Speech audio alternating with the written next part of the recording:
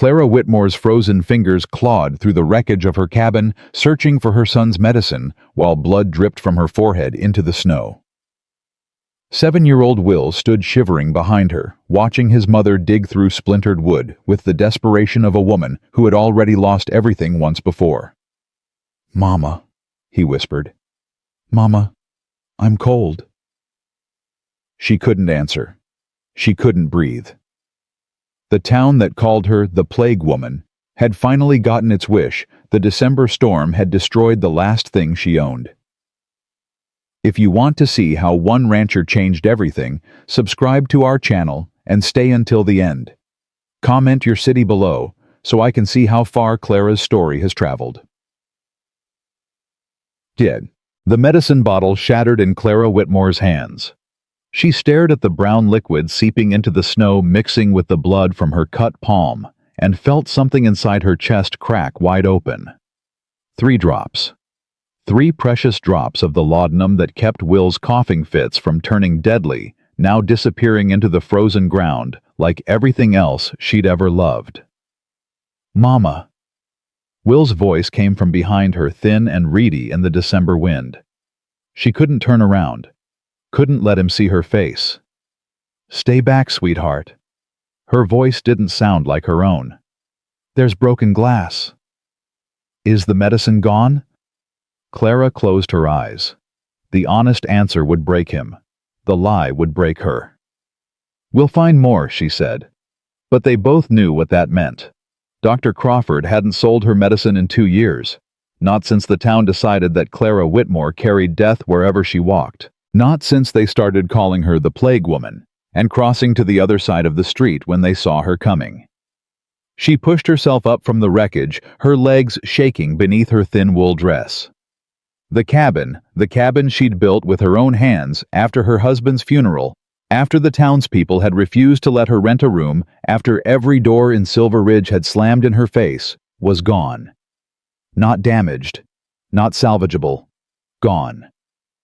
The December storm had come down from the mountains like God's own judgment, tearing through the valley with winds that screamed like dying men.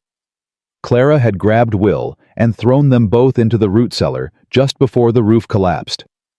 They'd huddled there for 6 hours, listening to their entire world being torn apart above their heads. Now she stood in the pale morning light, surrounded by splinters and scattered belongings, and tried to remember how to breathe. "Mrs. Whitmore." Clara spun around, her heart hammering against her ribs.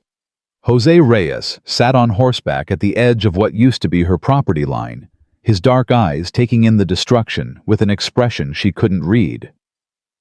"Mr. Reyes." She straightened her spine, ignoring the blood still dripping from her palm. "I didn't hear you approach." "Storm took out the bridge on Miller Road," he said. "Mr. Garrett sent me to check on the homesteads." Clara felt her jaw tighten. Thomas Garrett, the richest man in 3 counties, the one they called heartless, because he never smiled, never socialized, never showed up to church or town meetings or any of the events where decent folks gathered to judge each other. "As you can see," she said carefully, "there's nothing left to check." Jose dismounted and walked toward her, his boots crunching through the frozen debris. He stopped a few feet away, close enough for her to see the concern in his weathered face. "Ma'am, you're bleeding." "I'm aware." "And the boy?" Jose looked past her to where Will stood shivering, his thin arms wrapped around himself. "He needs to get warm. That cough of his—" "I know what my son needs, Mr. Reyes." The words came out sharper than she intended. Jose didn't flinch. He'd worked for Thomas Garrett for 15 years, and Clara suspected he'd learned to handle difficult people with the same patience he used on skittish horses.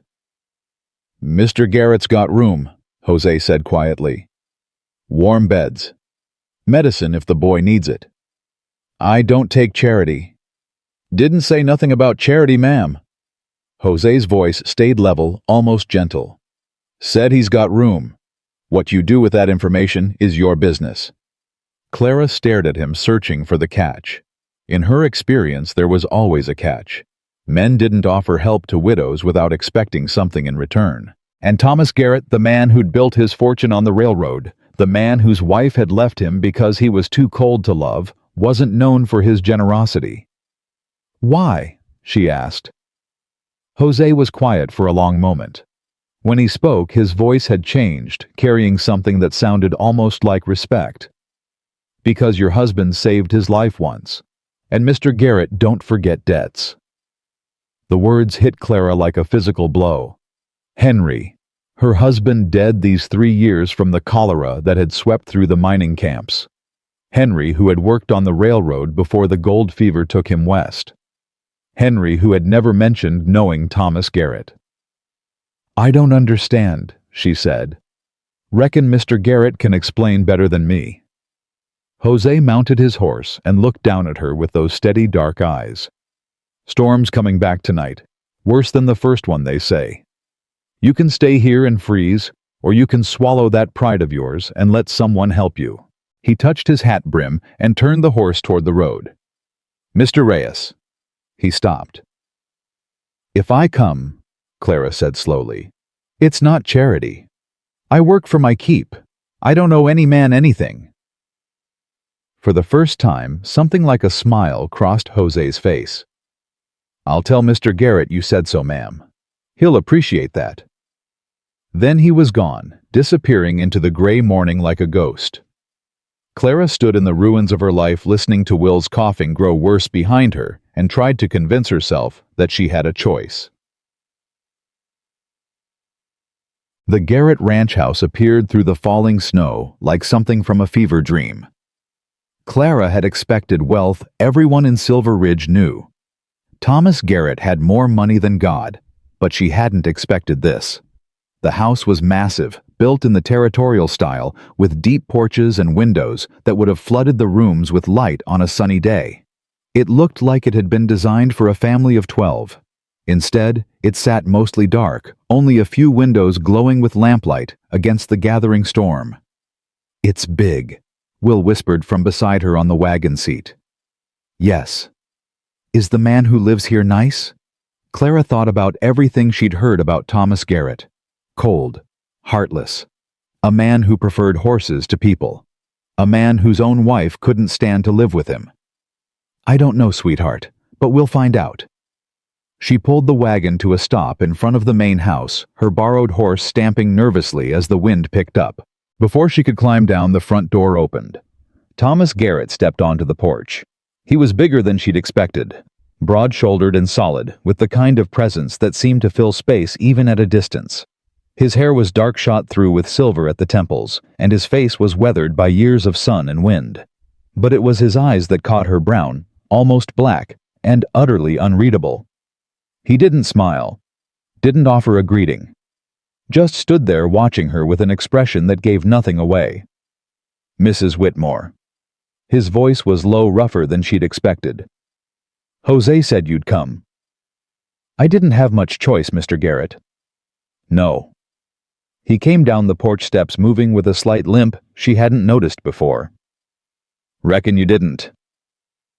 He stopped beside the wagon and looked up at her, his dark eyes taking in the blood on her hands, the torn dress the exhausted child pressed against her side. Something flickered across his face too quick for her to read, and then it was gone. "The barn's warm," he said.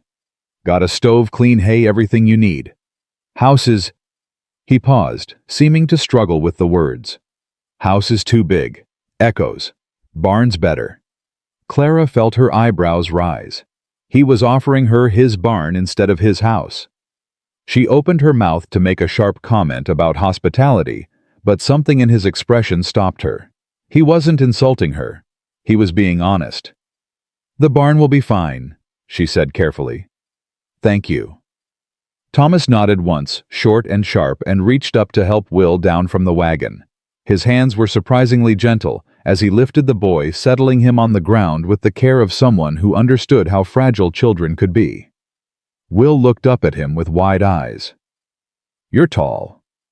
"Yep." "Do you have horses?" "Got 3. "Can I see them?" Thomas glanced at Clara, a question in his eyes. She nodded slightly, and something that might have been relief crossed his weathered face. "Barn's this way," he said to Will. "Walk careful. Ice is slick." Clara watched them go, her small son and this large silent man, and felt something twist in her chest. It had been 3 years since Will had spoken so easily to a stranger. 3 years since anyone had treated him like a normal child instead of the son of the plague woman. She climbed down from the wagon and followed them toward the barn, her mind racing with questions she didn't dare ask. The barn was a revelation. Clara had expected something functional, 4 walls, a roof, maybe a horse or two. Instead, she found a space that had been designed with obvious love. The stalls were immaculate, the tools hung in perfect order, and a cast-iron stove in the corner radiated warmth that pushed back the brutal cold. 3 horses watched them from their stalls: a black stallion, a chestnut mare, and a smaller gray gelding that immediately caught Will's attention. "That one," Will said, pointing. "What's his name?" "Ghost." Thomas's voice softened almost imperceptibly. "He's gentle. You can pet him if you want." Will looked at Clara, hope shining in his pale face. She nodded, and he ran toward the stall with more energy than she'd seen from him in weeks. "He's sick," Thomas said quietly, watching Will stroke Ghost's nose. Clara's spine stiffened. "He has weak lungs. It's not contagious." "Didn't say it was." "The town seems to think differently." Thomas turned to look at her fully, his dark eyes searching her face with an intensity that made her want to step back. "The town," he said slowly, "is full of fools who'd rather blame a woman for disease than admit God doesn't give a damn about fairness." The words hit Clara like cold water. In 3 years, no one, not a single person in Silver Ridge, had acknowledged the injustice of how she'd been treated. They'd all accepted the whispered stories about the plague widow, the woman who'd somehow brought cholera to the mining camps just by existing. "You don't believe I'm cursed?" she asked. "I believe in a lot of things, Mrs. Whitmore. Curses ain't one of them." "Then what do you believe in, Mr. Garrett?" He was quiet for a long moment, watching Will laugh as Ghost nuzzled his small hands. "Debts," he said finally. "I believe in paying what's owed." Clara felt the question burning on her tongue. Jose had mentioned that Henry saved Thomas's life, but how? When her husband had never spoken of Thomas, Garrett had never given any indication that he knew the richest man in the territory. "My husband," she began. "Not tonight." Thomas's voice was firm, but not unkind. "You're bleeding. Your boy needs rest and the storm's getting worse. We can talk tomorrow." He gestured toward a corner of the barn where blankets had already been laid out on clean hay, prepared, she realized, before she'd even arrived. He'd known she would come. He'd been ready. "There's food in the basket," Thomas continued. "Water in the pitcher. Stove stays lit through the night. If you need anything." He stopped, seeming to struggle with something. "The house isn't far. Knock if you need anything." He turned to go, his limp more pronounced now that he wasn't trying to hide it. Clara watched him reach the barn door before the question forced its way out of her. "Why are you helping me?" Thomas paused, his hand on the door frame. He didn't turn around. "Because Henry Whitmore was the only man who ever believed me when no one else would. And I promised myself that if I ever got the chance, I'd do the same for his family." Then he was gone, swallowed by the swirling snow. Clara couldn't sleep. She lay in the makeshift bed, Will's small body warm against her side, listening to the storm rage outside the barn walls. The wind howled like something alive and hungry, rattling the doors and finding every gap in the wooden structure. But inside, surrounded by the warmth of the stove and the soft sounds of horses breathing, she felt safer than she had in years.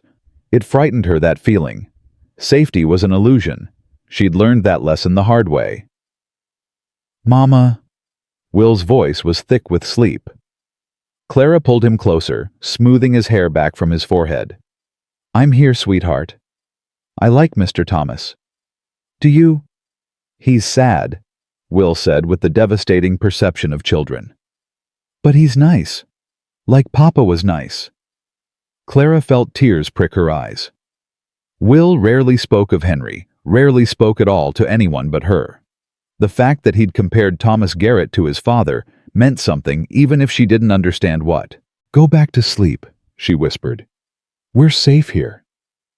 Will's breathing evened out within minutes, but Clara lay awake long into the night thinking about debts and curses, and a man who'd been ready for her arrival 3 years before she needed him. Morning came gray and cold.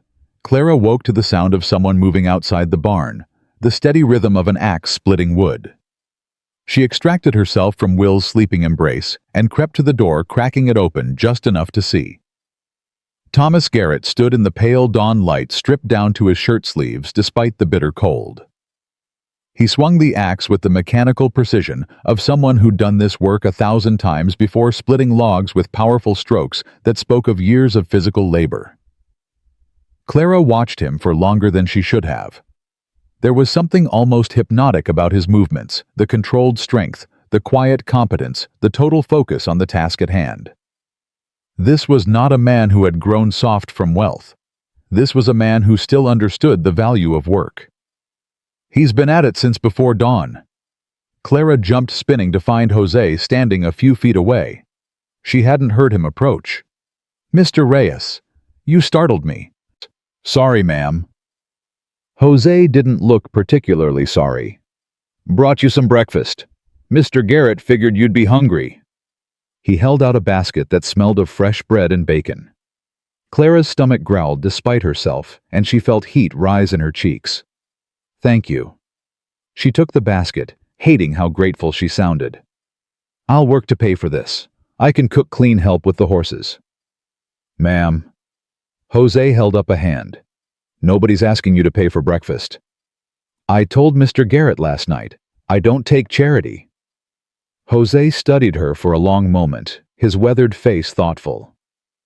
"You know," he said slowly, "there's a difference between charity and help. Mr. Garrett had to learn that the hard way. Took him a long time to figure out that accepting help don't make you weak, just makes you smart enough to know you can't do everything alone."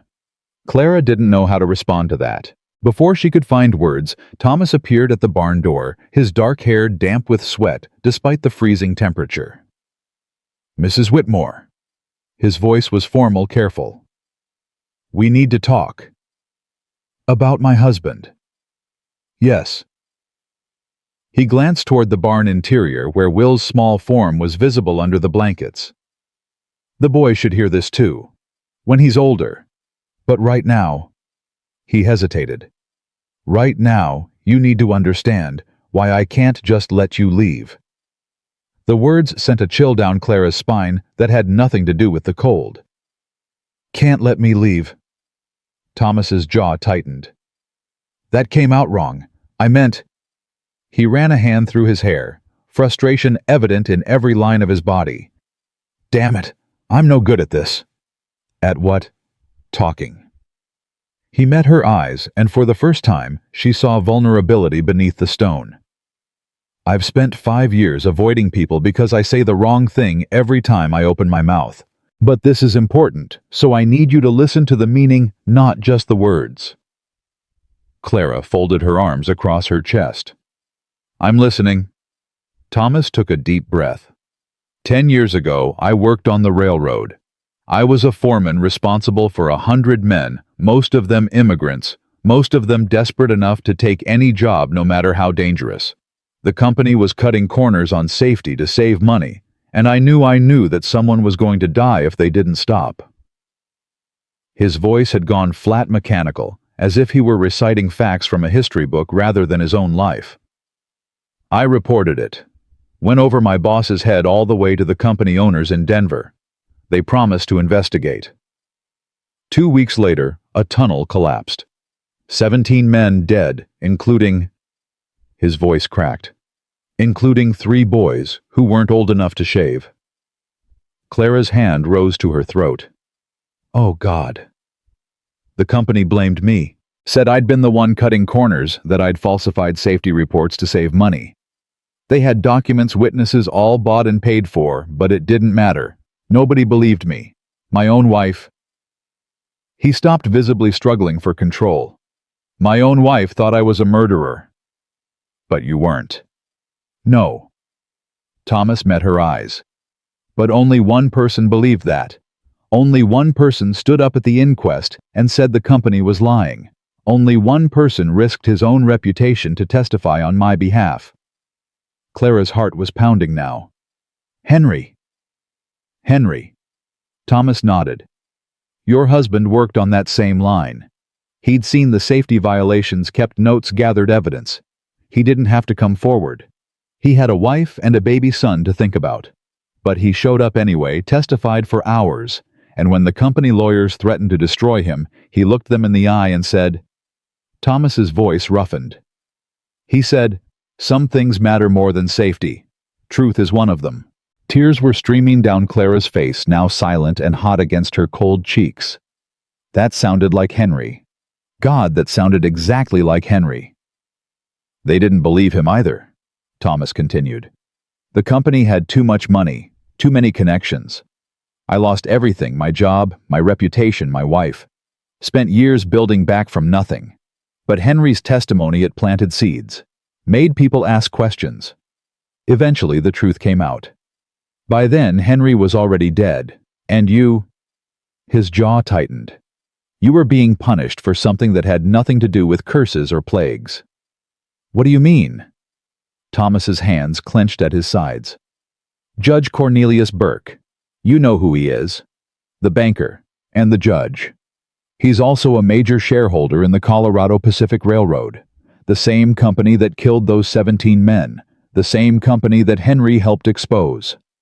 Thomas's voice had gone cold, dangerous. He's been making your life hell for 3 years, Mrs. Whitmore. Not because you're cursed, because your husband was brave enough to tell the truth, and Burke has never forgiven him for it. Clara's legs gave out. She sat down hard on a hay bale, her mind reeling. 3 years. 3 years of being treated like a pariah, of watching her son grow up isolated and afraid of building and rebuilding, only to have everything torn away.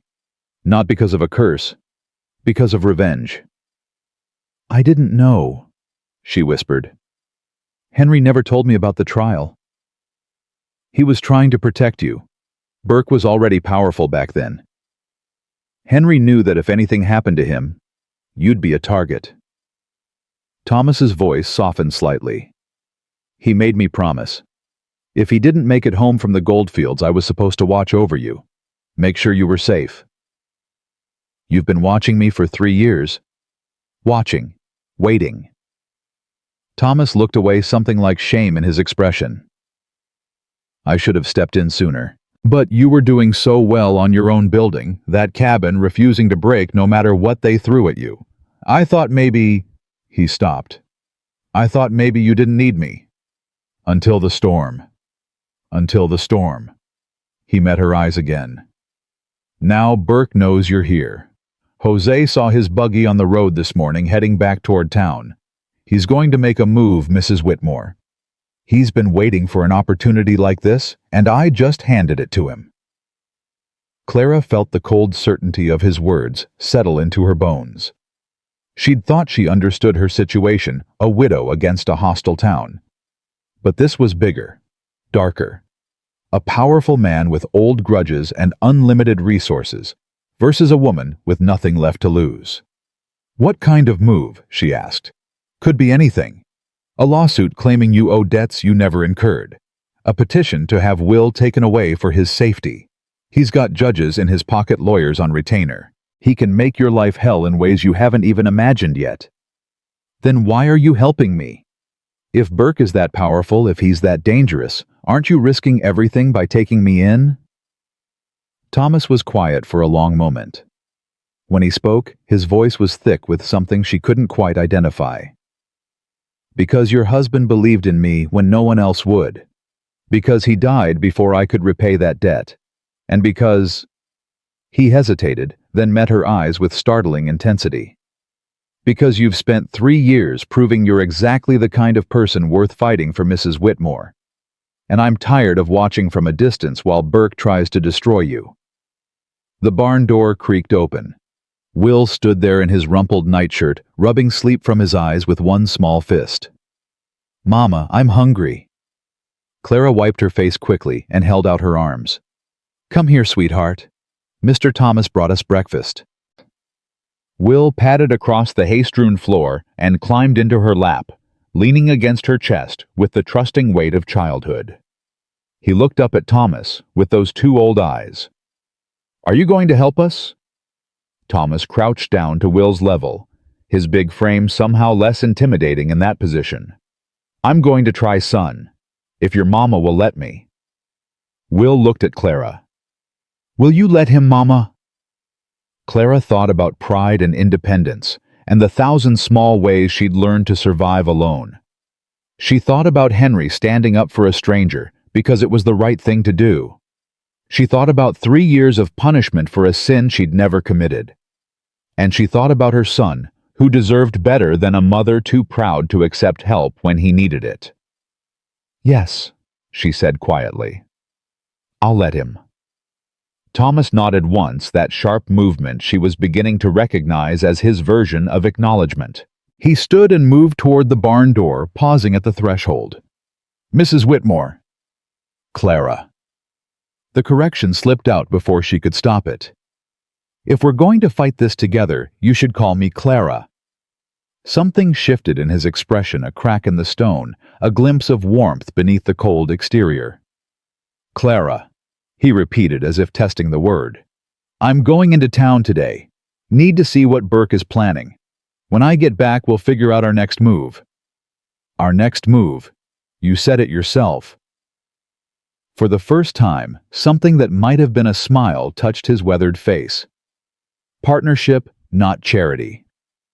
Then he was gone, leaving Clara alone with her son and 1,000 questions about the dead husband she thought she'd known and the living man who'd just promised to fight for her. 5. The morning passed in a strange kind of peace. Will spent hours with the horses talking to Ghost in a soft, steady voice that made Clara's heart ache. Thomas's foreman, Jose, taught the boy how to brush a horse's coat, how to check hooves for stones, how to read the animal's body language. Will absorbed every lesson with the intense focus he usually reserved for his drawings. Clara cleaned the barn, organized supplies, and tried to ignore the growing knot of anxiety in her stomach. Thomas had ridden out 2 hours ago, and every passing minute felt like a countdown to disaster. She was hanging laundered blankets to dry when she heard the wagon. "Clara!" Jose's voice was sharp, urgent. She dropped the blanket and ran toward the barn door, her heart already racing. Thomas's wagon was approaching too fast for the icy road. Clara could see 2 figures on the seat, Thomas driving, and another man slumped against his shoulder. "Get the medical supplies!" Jose shouted as he ran toward the incoming wagon. "Cabinet in the back of the barn, red tin box."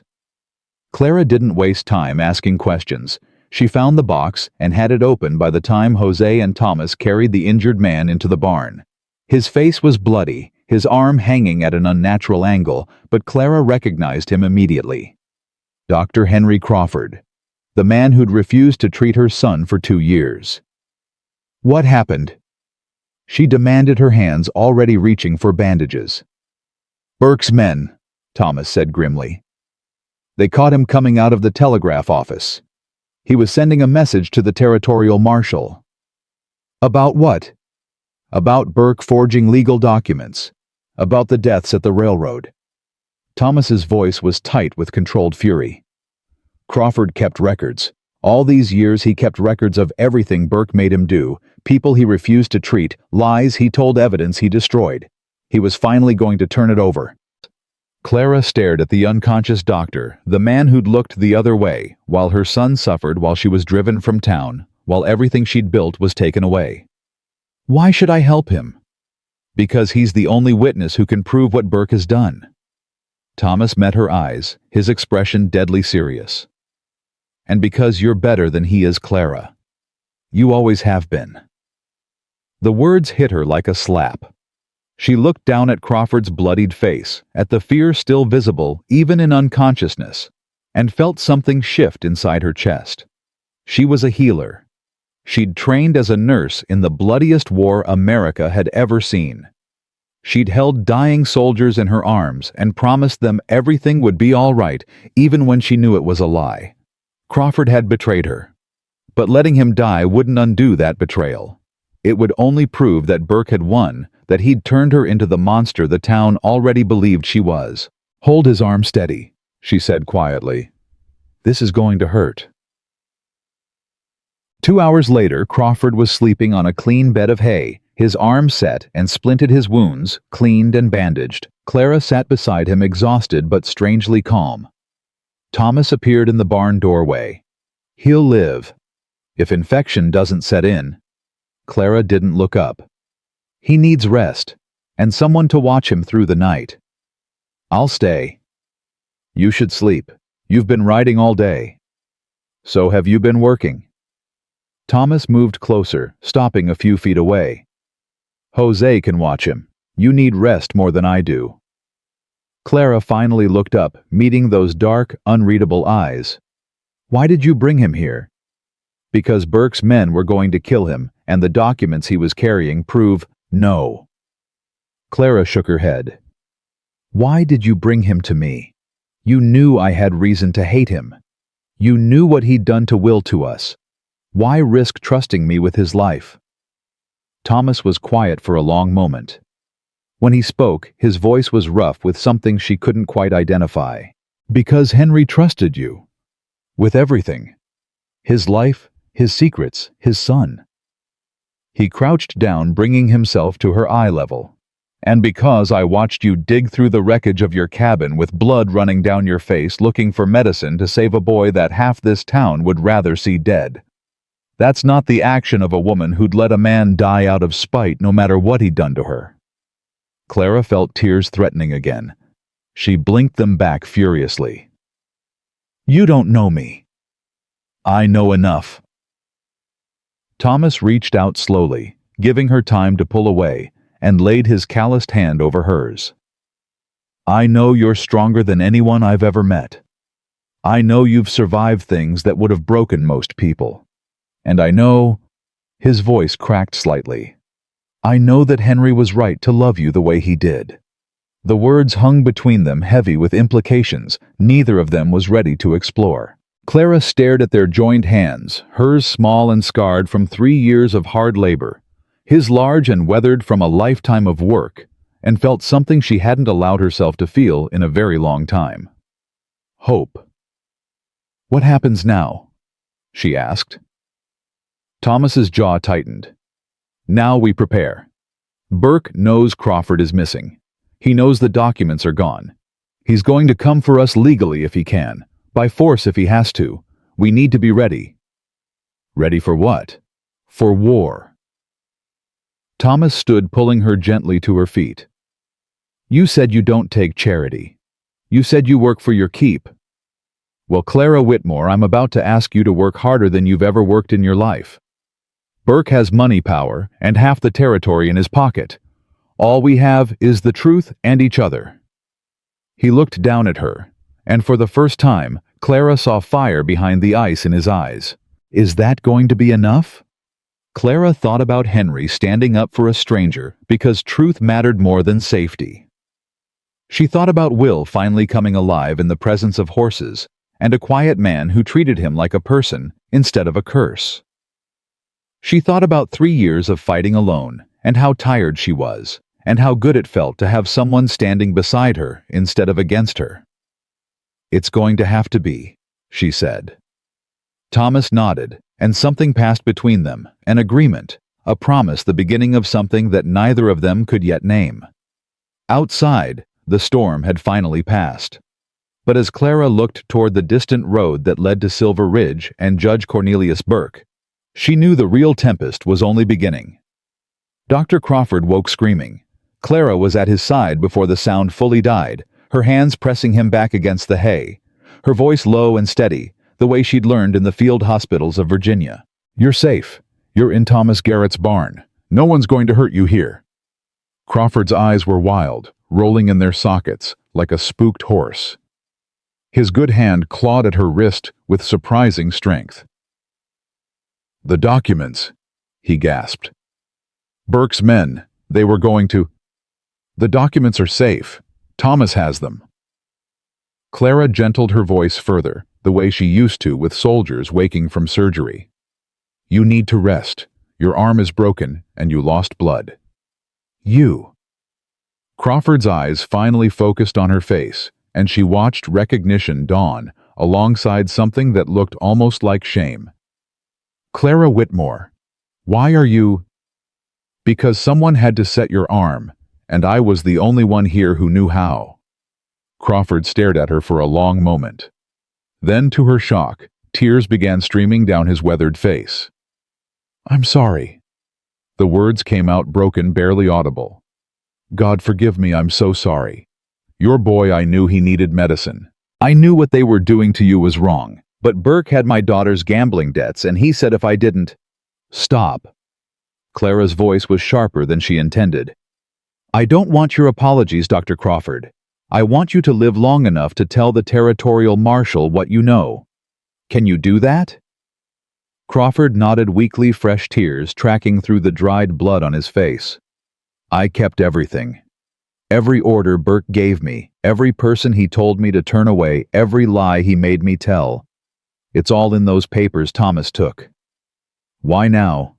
After all these years, why did you finally decide to talk?" Crawford closed his eyes. "Because he asked me to let a child die." Clara felt ice form in her stomach. "What child?" "Martha Jenkins's daughter. The one with the fever last month." Crawford's voice had gone hollow, mechanical. "Burke wanted me to refuse treatment. Said Martha had been too friendly with you, that she needed to learn what happens to people who don't follow the rules. Lily Jenkins is 7 years old." "I know." Crawford opened his eyes, and Clara saw something she'd never expected to see in the man who'd turned her away so many times: genuine anguish.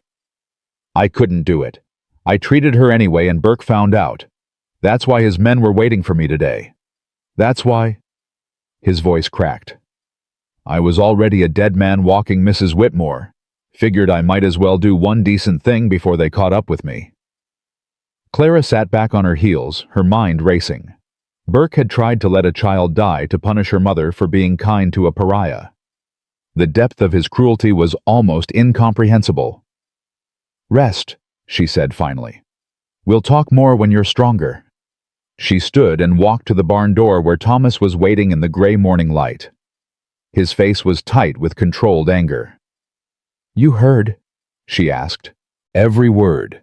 Thomas's jaw worked like he was chewing on something bitter. "Burke crossed a line, using a child as a weapon that's not business anymore.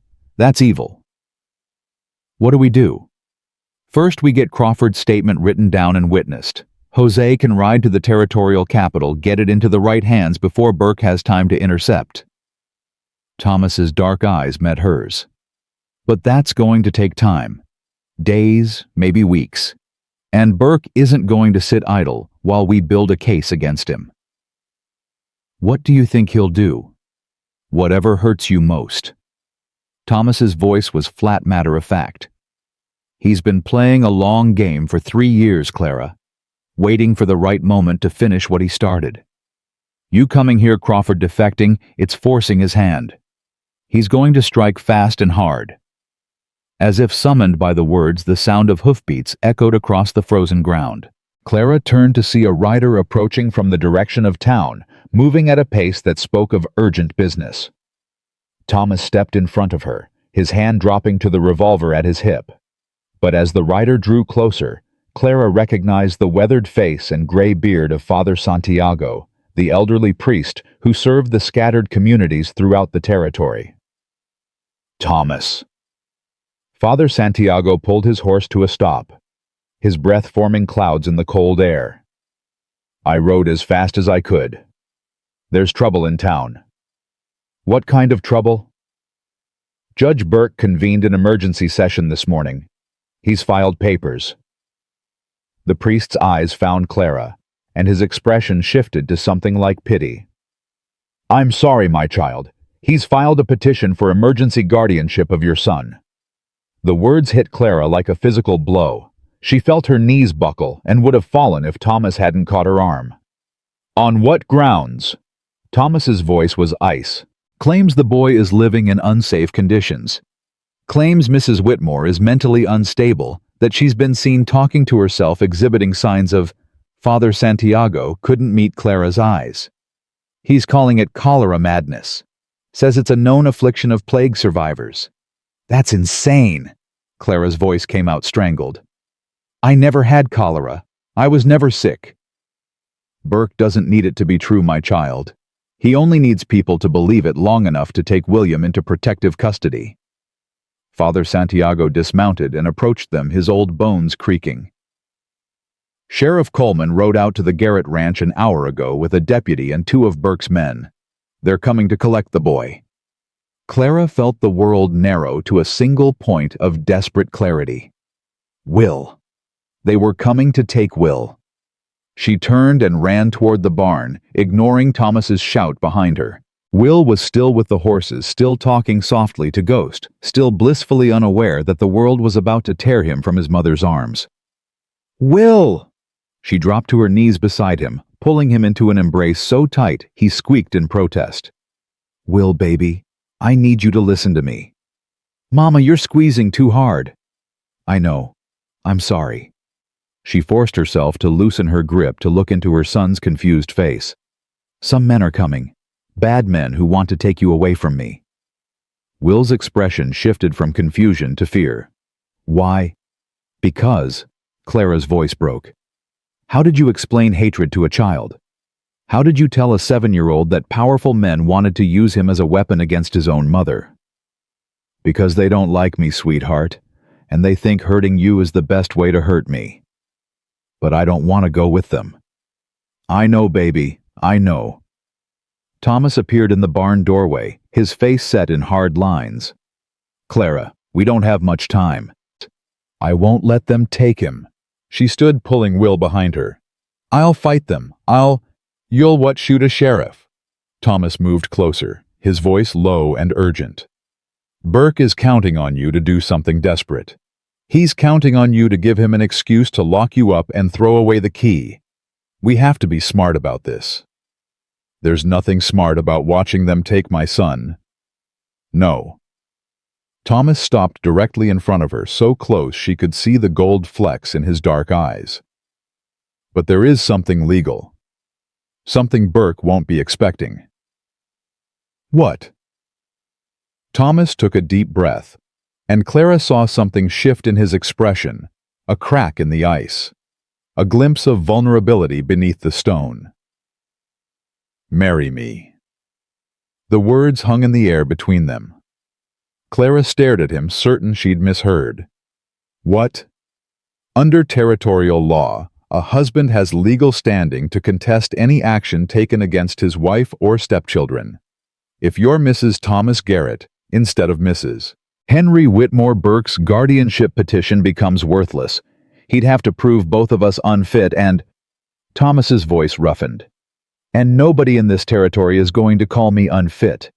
Not with my money, my connections, my reputation. You'd marry me to stop Burke.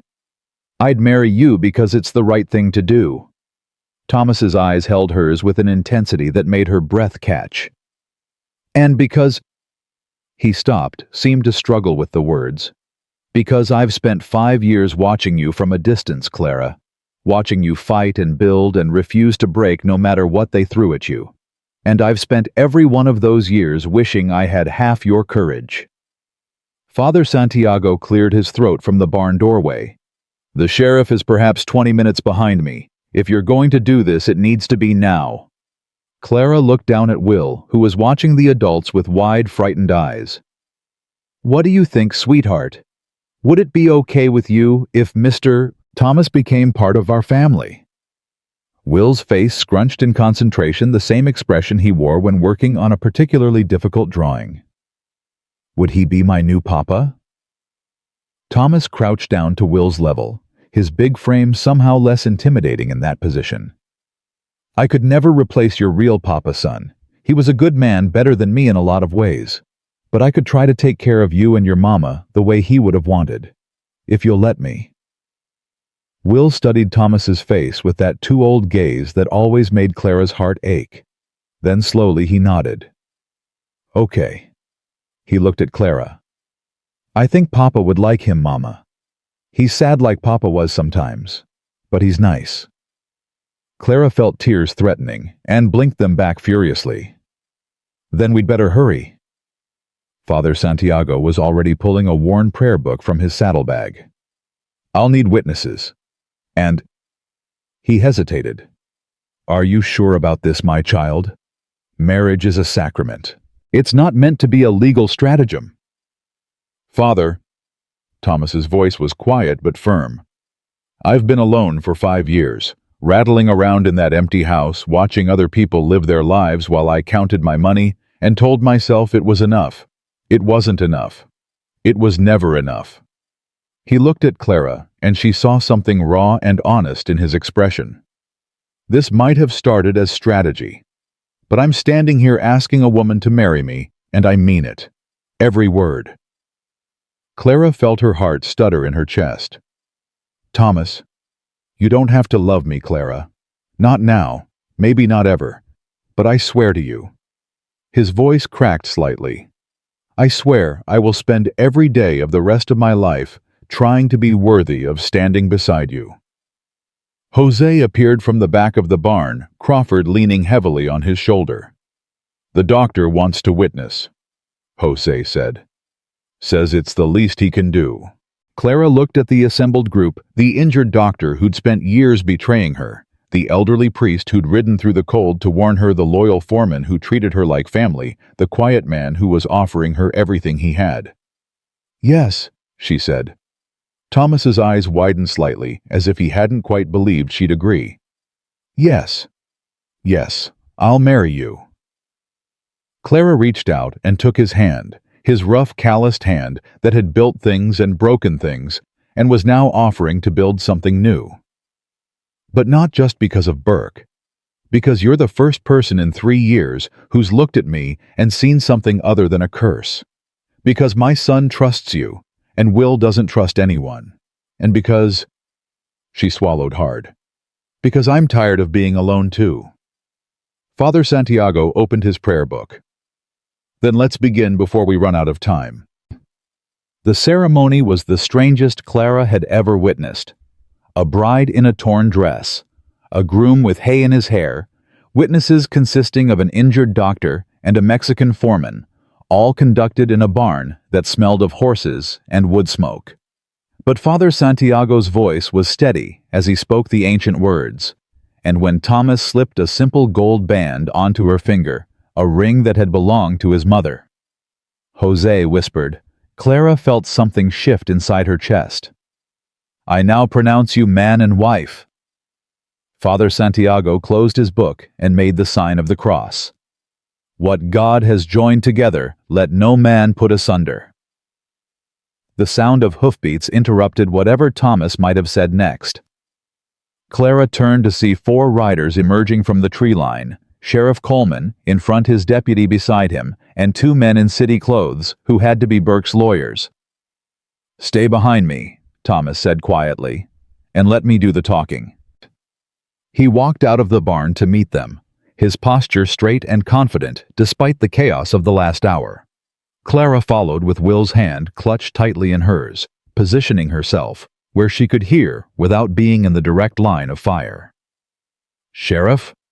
Thomas's voice carried the easy authority of a man accustomed to being obeyed. "What brings you out to my property?" Coleman dismounted, his weathered face showing obvious discomfort. "Mr. Garrett, I've got a court order here for the custody of William Whitmore. Judge Burke can go to hell." Thomas's voice never rose, but something in his tone made one of the horses sidestep nervously. "That boy is my stepson, and he's staying right where he is." Coleman's eyebrows shot up. "Your stepson. As of about 5 minutes ago." Thomas gestured toward the barn where Father Santiago was helping Crawford into a sitting position. Father Santiago performed the ceremony, I'm sure you'll find the documentation in order." The two lawyers exchanged glances. One of them, a thin man with spectacles and a pinched expression, stepped forward. "Mr. Garrett, regardless of any recent arrangements, the court has concerns about the child's welfare. Mrs. He caught himself. Your wife has been exhibiting signs of mental instability, talking to herself, erratic behavior. My wife," Thomas cut him off, "is the sanest person I know. And if Judge Burke wants to claim otherwise, he can do it in open court, where I'll be happy to present evidence of his own instability, including documents proving he's been forging legal papers, bribing witnesses, and conspiring to let a 7-year-old girl die to punish her mother." The lawyer's face went pale. "I don't know what you're talking about." "No. Then maybe you should ask your client about Dr. Henry Crawford, who's currently recovering from injuries inflicted by Burke's men. He's got quite a story to tell." Thomas took a step forward and Clara saw both lawyers flinch backward. "Here's what's going to happen, gentlemen. You're going to ride back to town and tell Burke that his guardianship petition is worthless. The boy has a father now, a legal father with more money and more connections than Burke will ever have. If he wants a fight, I'll give him one. In the courts, in the newspapers, in the territorial legislature. I will burn his entire empire to the ground before I let him touch my family." The silence stretched for a long moment. Coleman cleared his throat. "Mr. Garrett, I'm just here to serve papers. I don't have a dog in this fight." "Then stop letting Burke use you as his attack dog." Thomas's voice softened slightly. "You're a decent man, Coleman. I've known you for years, but you've been looking the other way while Burke destroys innocent people, and sooner or later that's going to catch up with you." Coleman's jaw tightened, but he said nothing. After a moment, he turned to the lawyers. "We're done here. The court order specified Clara Whitmore. She's Clara Garrett now. We'll need new paperwork." "But," the spectacled lawyer sputtered, "I said we're done." Coleman mounted his horse and looked down at Thomas. "This isn't over, Garrett. Burke doesn't give up easy." "Neither do I." They watched the four riders disappear back toward town. Clara felt her legs trembling and wasn't sure if it was relief or delayed terror. "That was—" She couldn't find the words. "Thomas, you just bought us time." He turned to face her, and she saw that his hands were shaking too. "That's all. Burke will regroup, find another angle. But right now, today Will is safe. That's what matters." Will tugged at Clara's hand.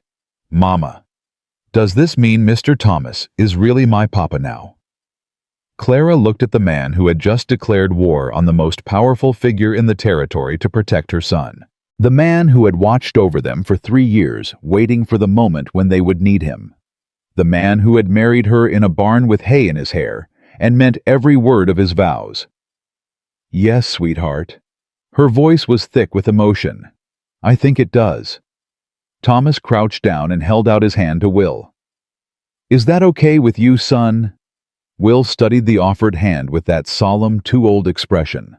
Then, instead of shaking it, he stepped forward and wrapped his thin arms around Thomas's neck. Clara watched her new husband freeze in surprise, then slowly, carefully return the embrace. When he looked up at her over Will's shoulder, she saw tears in his eyes that he was too proud to acknowledge. "Thank you," he said quietly. "For what?" "For trusting me. For letting me be part of this." His voice cracked slightly. "I've been alone for so long, Clara. I forgot what it felt like to have someone to fight for." Father Santiago approached, his old face creased with a gentle smile.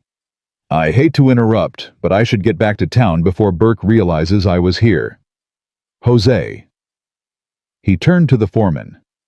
"Can you get Dr. Crawford's statement written down? I can take it with me. Make sure it reaches the right people." "Already on it, Father." Jose helped Crawford toward the house. "You rest now, Doctor. We'll take care of everything." As the small group dispersed, Clara found herself alone with Thomas in the pale winter sunlight. The reality of what had just happened was beginning to sink in. She was married. For the second time in her life, she had bound herself to a man, and this time, She barely knew him. "You're scared." Thomas's voice was gentle.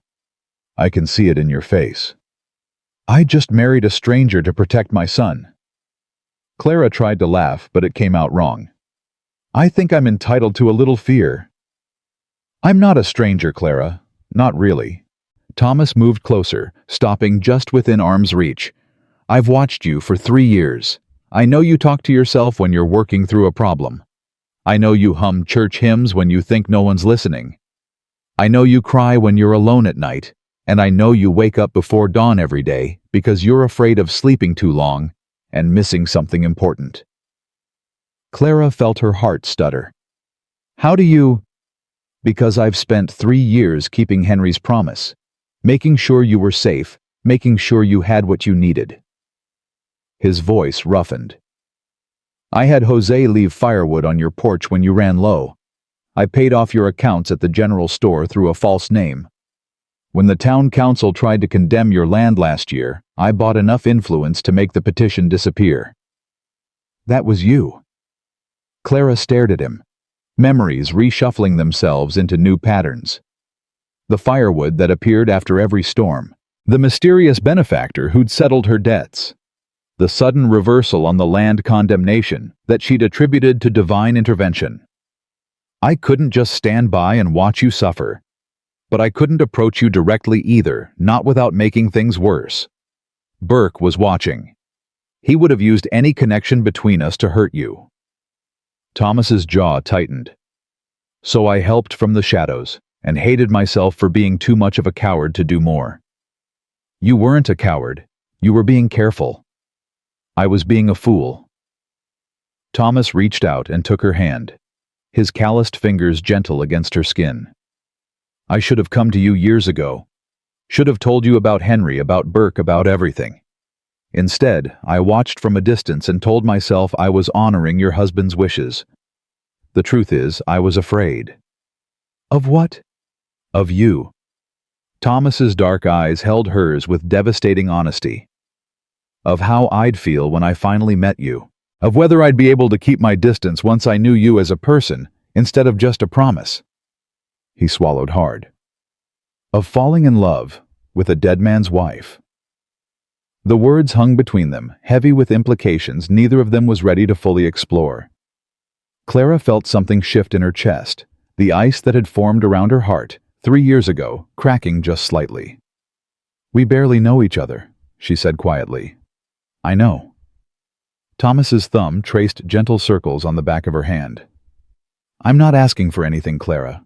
Not romance, not—" He stopped, color rising in his weathered cheeks. "I married you to protect you and Will. Everything else, if there is anything else, can happen in its own time. Or not at all. I won't push. And if Burke comes back, if he finds another way to attack us, then we'll face it together." Thomas's grip tightened on her hand. "That's what marriage is supposed to be, isn't it? Two people facing the world side by side." Clara thought about Henry, about the way he'd stood up for Thomas even knowing it might destroy his own career, about the way he'd made Thomas promise to watch over his family, knowing that the railroad company would eventually come for revenge. Henry had trusted this man with everything that mattered. Maybe it was time for Clara to do the same. "Together," she agreed. The days that followed were some of the strangest of Clara's life. She was living in the house now. Thomas had insisted, saying it wasn't proper for a wife to sleep in the barn. The massive building felt even larger from the inside, full of empty rooms and echoing hallways that spoke of plans never realized, of a family that never came. "My wife wanted children," Thomas said one evening, finding Clara standing in a room that had clearly been designed as a nursery. "We tried for 2 years. When it didn't happen, she started to pull away. Said the house felt like a tomb. Said I felt like a tomb." "I'm sorry." "Don't be." Thomas leaned against the doorframe, his expression distant. "She was right in a way. I'd put everything I had into building this place, into making it perfect. But I forgot that a house isn't a home without people to fill it." He looked at her, and she saw something vulnerable behind his eyes. "You and Will, You're the first people who've made this place feel alive in 5 years." Will had taken to ranch life with an enthusiasm that surprised everyone. He spent hours with the horses learning to groom and feed them under Jose's patient instruction. His cough had improved dramatically in the dry barn air, and Clara had heard him laughing, actually laughing for the first time in months. "He's a natural," Jose told her one afternoon watching Will practice leading Ghost around the paddock. "Got a gift with animals. They trust him. He trusts them back." Clara smiled, remembering the boy Will had been before Henry's death, open, affectionate, quick to smile. "He used to be like this all the time, before the town turned on you. Before he learned that people can be cruel for no reason." Clara's smile faded. "He stopped talking to strangers after we were driven out. Stopped trusting anyone but me. Watching him open up to Thomas, to you." Her voice caught. "It's like getting pieces of my son back." "Thomas is good for him." Jose's voice was thoughtful. "And the boy is good for Thomas. I've known the boss for 15 years, never seen him smile as much as he has this past week." It was true. The cold, distant rancher that Clara had first met was gradually revealing himself to be something quite different. A man who made silly faces to make Will laugh, who spent hours answering the boy's endless questions about horses and ranching, who carried Will on his shoulders through the snow and pretended not to notice when tiny hands grabbed fistfuls of his hair. Clara found herself watching these moments with a complicated tangle of emotions. Gratitude for the way Thomas treated her son, guilt for the feelings stirring in her chest that had nothing to do with gratitude, and underneath it all, a growing fear of what would happen when Burke made his next move. She didn't have to wait long. A week after the wedding, Martha Jenkins appeared at the ranch gate with her daughter Lily in tow. The woman's face was pale and frightened, and she clutched a piece of paper in her trembling hands. "Mrs. Garrett." Martha's voice shook. "I know I don't deserve your help after how I treated you, but I didn't know where else to go." Clara felt Thomas move up behind her, a solid presence at her back. "What's happened?" Martha held out the paper. "Burke is calling in my husband's debts, all of them at once. We have 30 days to pay, or he takes our farm." Clara scanned the document, her stomach sinking. The amounts were staggering, far more than the Jenkins family could possibly owe. "This is extortion," she said. "These numbers are fabricated." "I know." Martha's voice broke. "But Burke has the original documents, and he's had his lawyers alter them. Who's going to believe us over a judge? I am." Clara looked up at Thomas. "We need to see those original documents. If we can prove Burke's been falsifying records, then we can bring down his whole operation." Thomas's jaw was set in hard lines. "Martha, do you know where Burke keeps his papers?" "His office at the bank. But it's always locked, always guarded. There's no way to get in without him knowing." Thomas and Clara exchanged glances. The same thought was clearly occurring to both of them. "There might be a way," Clara said slowly. "But it's risky." At this point, Martha said, desperation thick in her voice, "I'll try anything." Clara knelt down to look at Lily, who had been watching the adults with wide, frightened eyes. "You were very sick a few weeks ago, weren't you, sweetheart?" Lily nodded, clutching her mother's hand. "Dr. Crawford made you better. Do you remember him?" Another nod. Clara stood and faced Martha. "Burke thinks he's won. He thinks everyone in this town is too scared to stand against him. But Dr. Crawford has been keeping records for years, records of everything Burke has made him do. If we can get those records to the territorial marshal, along with evidence of the falsified debts, Burke will be finished," Thomas said. "But Crawford is still recovering. He can't travel, and I can't leave you and Will unprotected. I'll go." The words came out before Clara fully realized she was saying them. "Burke expects me to hide. He expects me to be scared. The last thing he'll expect is for me to walk into his office and demand to see the records myself." "Clara, no." Thomas's voice was sharp. "It's too dangerous. It's the only way." She met his eyes, willing him to understand. Burke underestimates me. He always has. That's his weakness, and I intend to use it. The argument lasted for hours. Thomas paced the floor, running through every possible disaster scenario. Jose suggested alternatives that were dismissed one by one. Even Dr. Crawford, still recovering from his injuries, tried to talk her out of it. But in the end, Clara was right, and they all knew it. She was the only one Burke wouldn't see coming. The only one who could get close enough to gather the evidence they needed. The night before she was supposed to leave for town, Thomas found her standing at the window, watching the snow fall in the moonlight. "You don't have to do this," he said quietly. "Yes, I do." Clara didn't turn around. "Henry stood up for you when no one else would. He risked everything because he believed the truth mattered. This is my chance to finish what he started. And if something goes wrong, if Burke catches you, then you'll take care of Will." Clara finally turned to face him. "Promise me, Thomas. Promise me that whatever happens to me, you'll make sure my son is safe." Thomas crossed the room in 3 strides and took her face in his hands. His touch was gentle despite the calluses, his dark eyes burning with an intensity that took her breath away. "Nothing is going to happen to you," he said fiercely. "I lost my reputation, my wife, my faith in humanity. I am not losing you too. Do you understand me?" "Thomas, I know we married for practical reasons. I know you don't love me, but His voice cracked. "I can't watch another person I care about walk into danger without telling them how I feel. So I'm telling you now. Whatever this is between us, whatever it might become, it matters to me. You matter to me, more than I ever expected." Clara stared at him, her heart pounding against her ribs. The ice around her heart cracked a little further, letting in warmth she hadn't felt in years. "I don't know what I feel," she whispered. "Everything's happened so fast. But I know that when you look at me, I don't feel cursed anymore. I feel—" She searched for the right word. "Seen.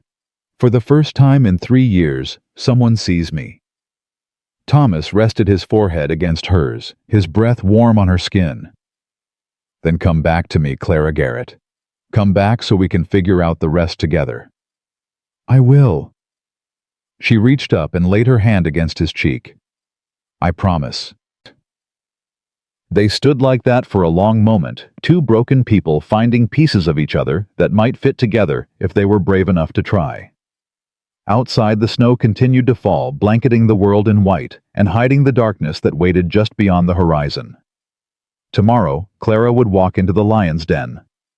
But tonight, she allowed herself to feel something she'd almost forgotten existed. Hope. Clara rode into Silver Ridge alone. Thomas had wanted to come with her, had argued for hours that sending her into danger without protection was madness, but they both knew he couldn't be seen helping her directly, not yet, not until they had proof that would stand up in territorial court. Burke expected Thomas to protect her. He didn't expect her to walk through his front door with her head held high. The town looked exactly the same as it had a week ago. Same wooden buildings lining Main Street, same false-fronted stores with their painted signs, same people going about their business as if the world hadn't tilted on its axis. But everything felt different now. Clara wasn't the plague widow anymore, slinking through back alleys and hoping to avoid notice. She was Clara Garrett, wife of the richest man in 3 counties, and she rode down Main Street like she owned it. The whispers started immediately. "Is that Clara Whitmore? I heard she married Thomas Garrett. In his barn, can you imagine? Someone should tell her she's not welcome here." Clara kept her eyes forward and her spine straight. Let them whisper. Let them judge. None of it mattered anymore. She tied her horse outside the bank, the same building that housed Burke's private office, and walked through the front door like she had every right to be there. The clerk behind the counter looked up and went pale. Mrs. Garrett, I didn't expect... I need to see Judge Burke." Clara's voice was steady, calm. "Tell him I'm here to discuss my late husband's estate." "But Judge Burke doesn't typically..." "Tell him." Clara met the clerk's eyes without flinching. "I'll wait." The clerk disappeared through a door marked Private. Clara could hear muffled voices, then footsteps approaching. Her heart was hammering against her ribs, but she kept her face neutral. Her hands relaxed at her sides the way Thomas had taught her. Judge Cornelius Burke appeared in the doorway. He was smaller than she'd expected. Somehow the man who had controlled her life for 3 years had seemed larger in her imagination, a towering figure of malevolence and power. Instead, she found herself looking at a thin man in his 50s, with pale eyes and a weak chin, dressed in expensive clothes that hung awkwardly on his narrow frame. "Mrs. Garrett." Burke's voice was smooth-cultured. "What an unexpected pleasure. I heard about your recent marriage. Quite sudden, wasn't it? Some things are worth doing quickly when the right moment arrives." Clara smiled, and she could see it unnerved him. "I came to discuss some irregularities in my late husband's accounts. I believe you have documents that might clarify matters." Burke's pale eyes narrowed slightly. "I'm afraid I don't know what you're talking about." "Don't you, Henry Whitmore? Railroad worker who died 3 years ago. You've been using his name to falsify debts to justify taking land from his widow." Clara took a step forward. "Ring any bells, Judge?" "Those are serious accusations, Mrs. Garrett. I'd be careful about making them without proof." "Oh, I have proof." Clara reached into her coat pocket and pulled out a folded document, one of Crawford's records that detailed Burke's orders to refuse treatment to Will. Dr. Crawford was very thorough in his record-keeping. Years and years of orders, Judge, all in your handwriting. Burke's face went white. For a moment, Clara thought he might actually lose his composure. But then his expression smoothed, and when he spoke, his voice was cold as winter ice. "Dr. Crawford is a drunkard and a fool. His word means nothing. What about Father Santiago's word, or Jose Reyes, or Martha Jenkins, whose daughter you tried to let die?" Clara felt anger building in her chest, hot and fierce. "How many people have to speak against you before someone listens?" "As many as it takes." Burke moved closer, and Clara had to fight the urge to step back. "You think marrying Thomas Garrett makes you untouchable? You think his money protects you? I've destroyed richer men than him. Mrs. Garrett, I've ruined families that had been powerful for generations. You're nothing. You're nobody. You're just a plague widow who got lucky." "I'm not lucky, Judge. I'm determined." Clara held his gaze. "And I'm done being afraid of you." Burke laughed, a sound like glass breaking. "You should be afraid. You have no idea what you're dealing with." "Then educate me." Clara's voice was steady, despite the fear crawling up her spine. "Tell me why you've spent 3 years trying to destroy a widow and her child. Tell me what Henry did that was so terrible you couldn't let his family live in peace." "Your husband was a self-righteous fool who thought the truth mattered more than loyalty." Burke's cultured accent was slipping, revealing something harsher underneath. "He stood up in open court and called me a liar, called the entire Colorado Pacific Railroad corrupt. He destroyed reputations, destroyed fortunes, destroyed lives, all because 17 immigrants died in a tunnel collapse." 17 men, Judge, not numbers. Men with families, with children, with lives that mattered. They were expendable. Burke's voice rose, control fracturing. "They knew the risks when they took the jobs. But your husband..." He spat the word like a curse. "Your husband convinced the territorial government to investigate. Cost the railroad millions in fines and lost contracts. Cost me personally a fortune in stock value. And then he had the audacity to ride off to the gold fields like none of it mattered, leaving me to deal with the aftermath." "So you waited." Clara's voice was quiet now, understanding dawning. "You waited until he was dead, and then you came after his family." "I came after what was owed to me." Burke's pale eyes were fever bright. "Your husband took everything from me, my reputation, my fortune, my standing in the community. So I took everything from you. Fair trade, wouldn't you say? There's nothing fair about punishing a child for his father's courage." "Courage!" Burke laughed again, that awful breaking glass sound. Is that what you call it? I call it stupidity. I call it a man who valued strangers over his own family's welfare. If he'd kept his mouth shut, you'd still be teaching school, your boy would be healthy, and Henry Whitmore would be alive. The words hit Clara like a slap. What did you say? Burke's smile was ugly. You didn't know the cholera outbreak in the mining camps. It didn't start naturally, Mrs. Garrett. It was introduced. Contaminated water supplies carefully timed to hit the camps where former railroad workers had gathered, including your husband. Clara felt the floor tilt beneath her feet. You murdered him. I removed a problem. There's a difference. Burke moved closer, his voice dropping to a whisper. And now you're becoming a problem too. Coming here making accusations thinking marriage to Thomas Garrett makes you safe. He reached into his coat pocket and pulled out a document covered in official-looking seals. This is a warrant for your arrest, Mrs. Garrett. Signed by a territorial judge, a real one, not just me. Charges include fraud theft and attempting to extort a public official. That's insane. I haven't done any of those things.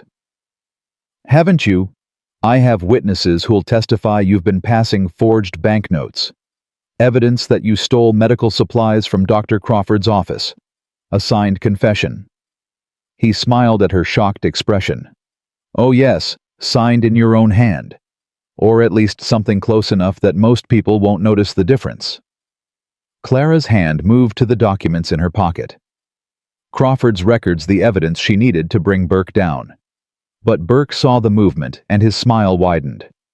Looking for these, he pulled a sheaf of papers from his desk drawer. Dr. Crawford's so-called evidence.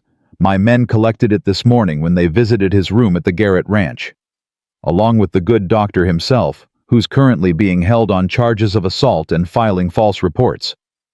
The world narrowed to a single point of horrified understanding. You arrested Crawford.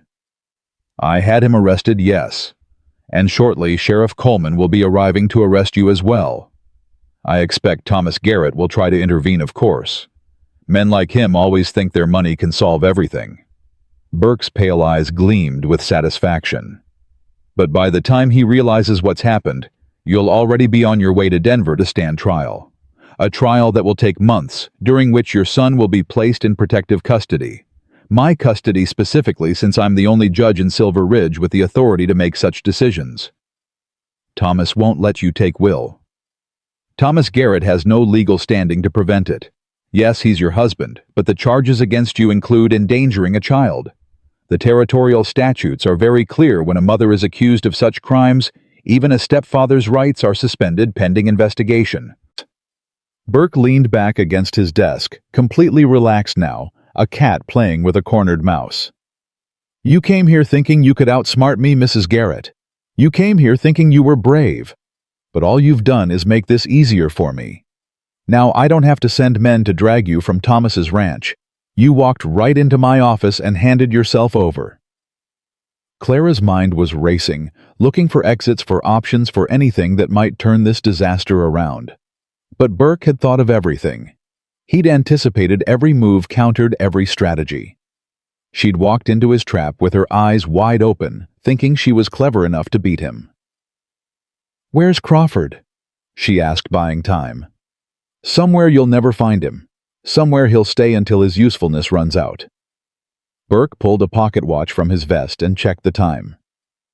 Sheriff Coleman should be here in approximately 5 minutes. You can come quietly, or you can make a scene. Either way, you're leaving this office in chains. And if I refuse, then I'll add resisting arrest to the charges, and I'll make sure Thomas Garrett learns what happened to you through the newspapers rather than official channels. Imagine how that will feel, reading about your arrest while eating breakfast, knowing there was nothing he could do to stop it. Burke's voice was almost gentle now, as if he were doing her a favor. Come quietly, Mrs. Garrett. Make this easier on everyone. Clara looked at the man who had destroyed her life, who had murdered her husband, who was now trying to steal her son. And she thought about Henry standing up in court despite the risks. She thought about Thomas spending 5 years watching from a distance because he was afraid of making things worse. She thought about Will laughing as he brushed Ghost's coat, finally feeling safe for the first time in years. No, she said. Burke's eyebrows rose. No. No, I won't come quietly. No, I won't make this easy for you.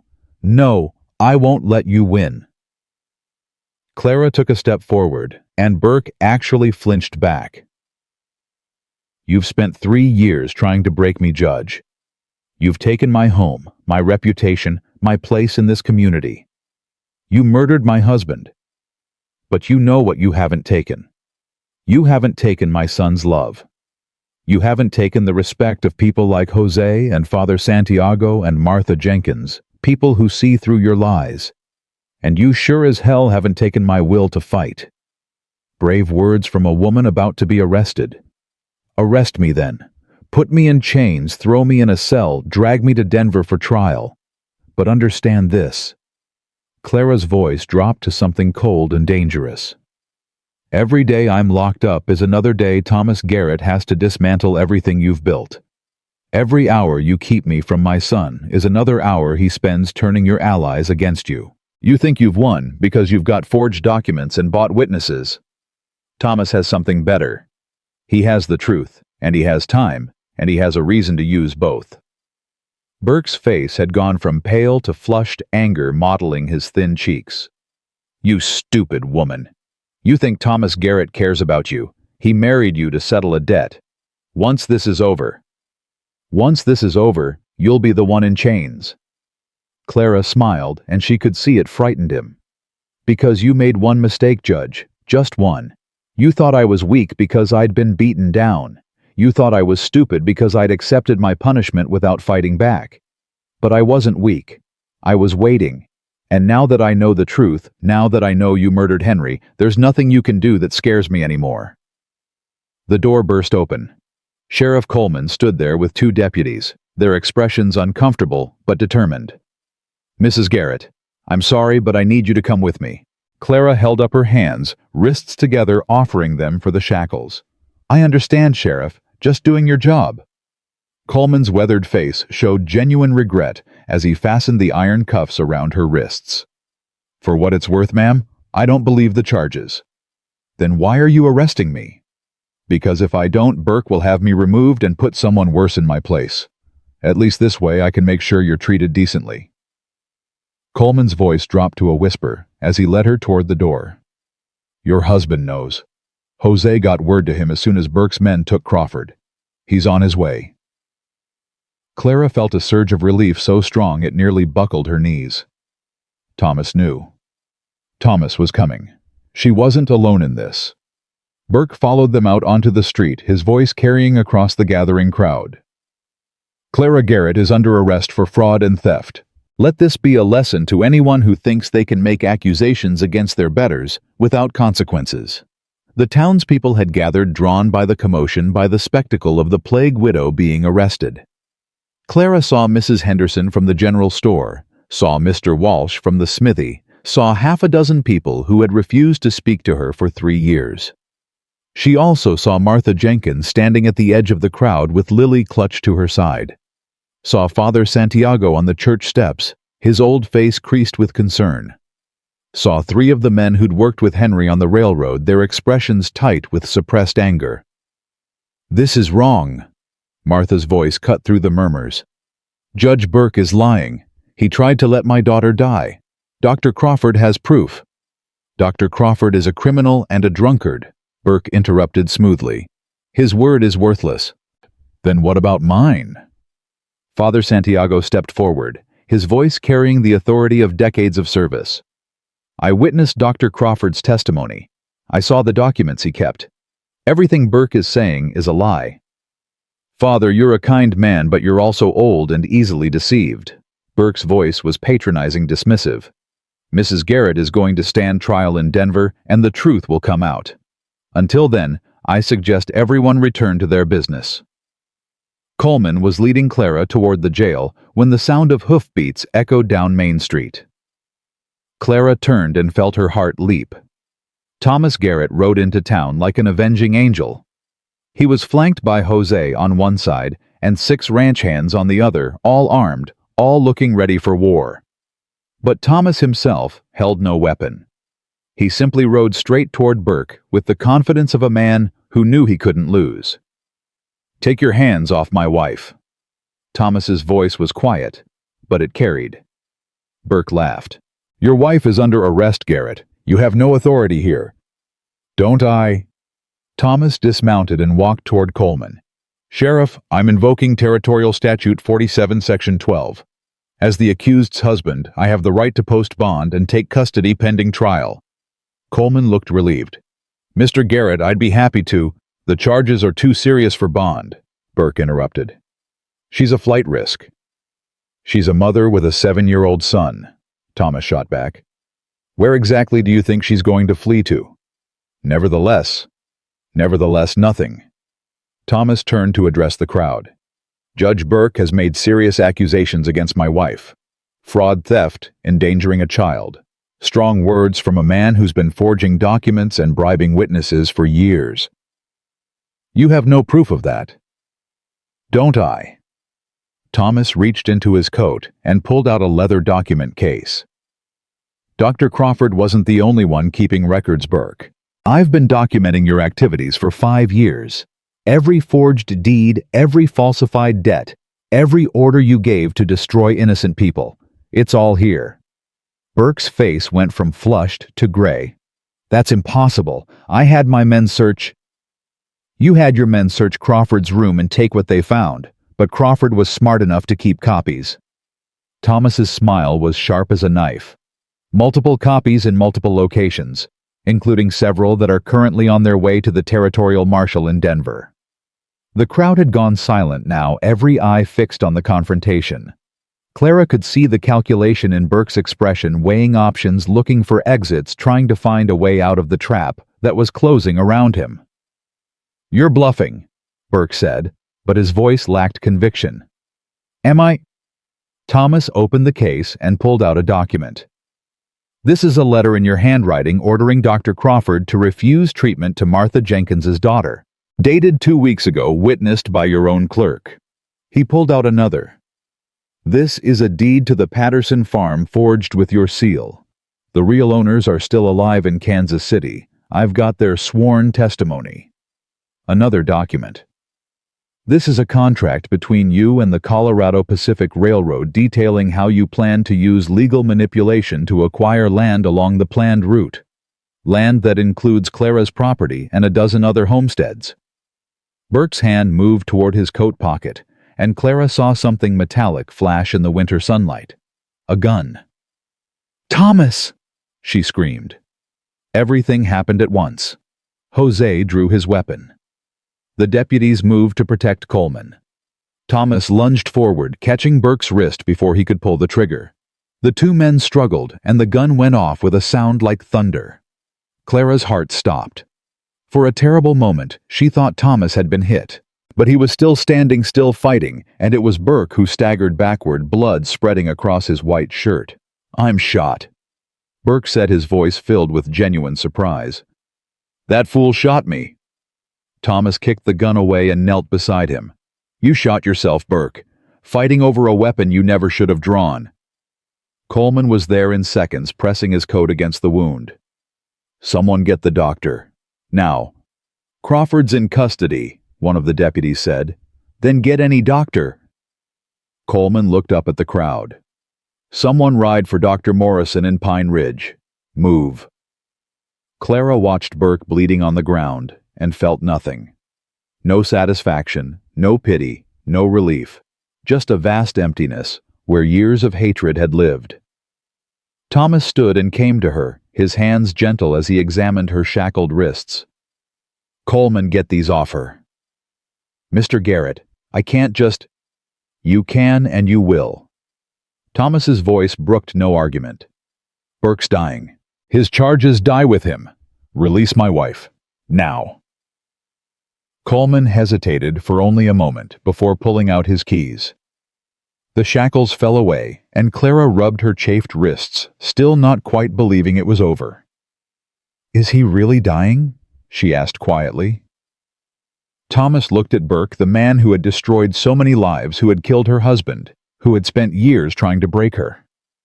"Yes, the wound hit something vital. He's got minutes at most. They should have called for Father Santiago then. Should have given Burke a chance to make peace with God, to confess his sins, to find some measure of redemption before the end. But nobody moved. Nobody spoke. The entire town simply watched in silence as Judge Cornelius Burke bled out on the street he'd ruled for so long. When he finally went still, Father Santiago stepped forward and made the sign of the cross over his body. May God have mercy on his soul. Does he deserve mercy? Martha Jenkins' voice was bitter. We all deserve mercy, my child. Whether we receive it is between him and his Maker. The priest looked at Clara, his old eyes gentle. But justice is ours to claim in this world. And today, justice was served. Thomas pulled Clara close, and she let herself lean against his solid warmth. It was over. 3 years of fear and hatred and survival, finished in a single moment of violence that Burke had brought upon himself. Take me home, she whispered. Please, Thomas, just take me home. Home to Will, he agreed. Home to start over.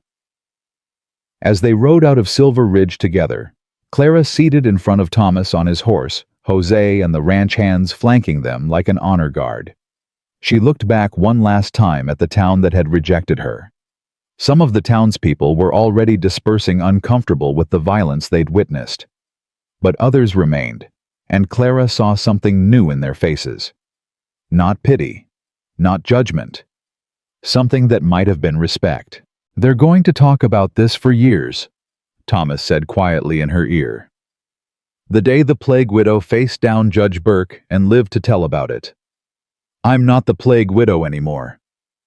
Clara leaned back against his chest, feeling his heartbeat steady against her spine. I'm Clara Garrett, and I'm done being afraid. Good. Thomas's arms tightened around her waist. Because we've still got work to do. Burke might be dead, but his corruption ran deep. It's going to take time to undo all the damage he caused.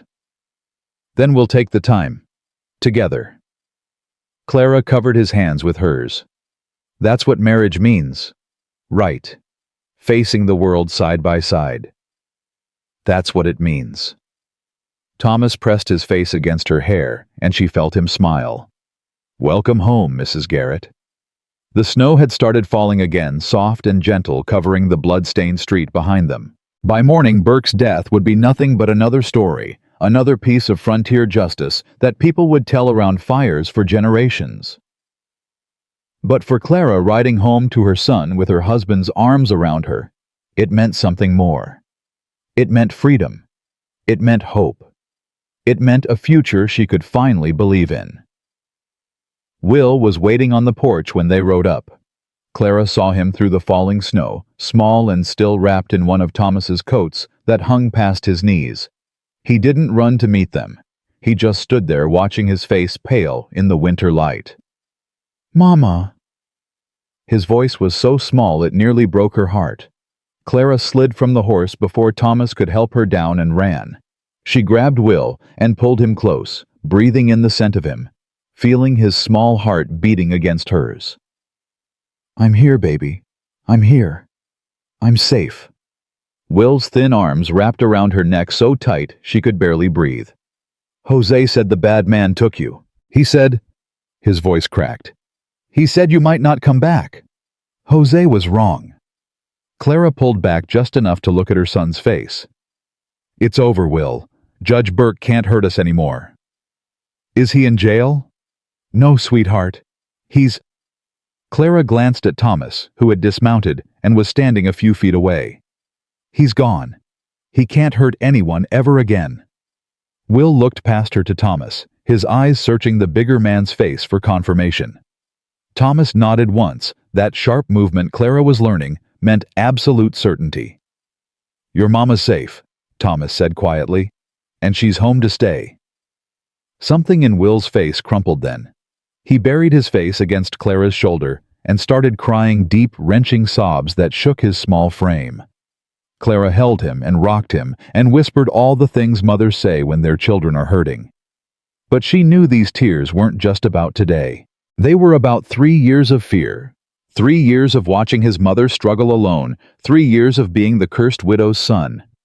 "I was scared," Will gasped between sobs. "I was so scared you wouldn't come back."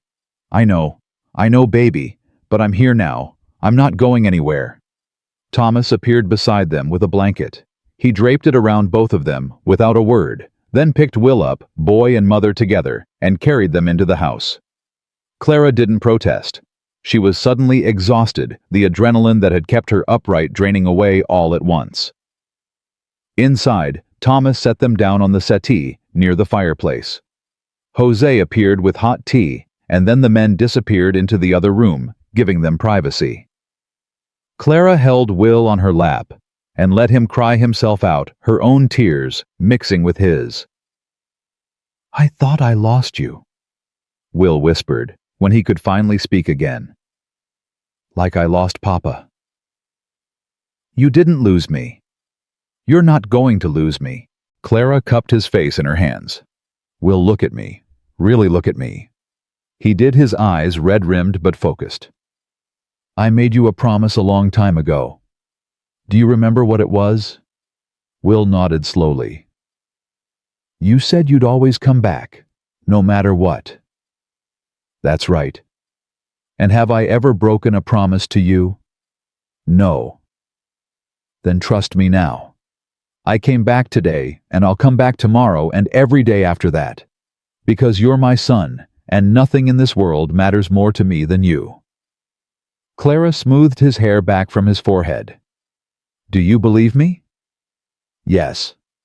Will leaned against her chest, his breathing finally evening out. "Mama." "Yes, sweetheart. Is Mr. Thomas really going to be my papa now, forever?" Clara felt her throat tighten. "Do you want him to be—" Will was quiet for a long moment. "Papa would have liked him, wouldn't he? The real Papa, I mean."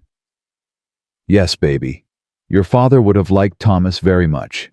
In fact—" Clara swallowed hard.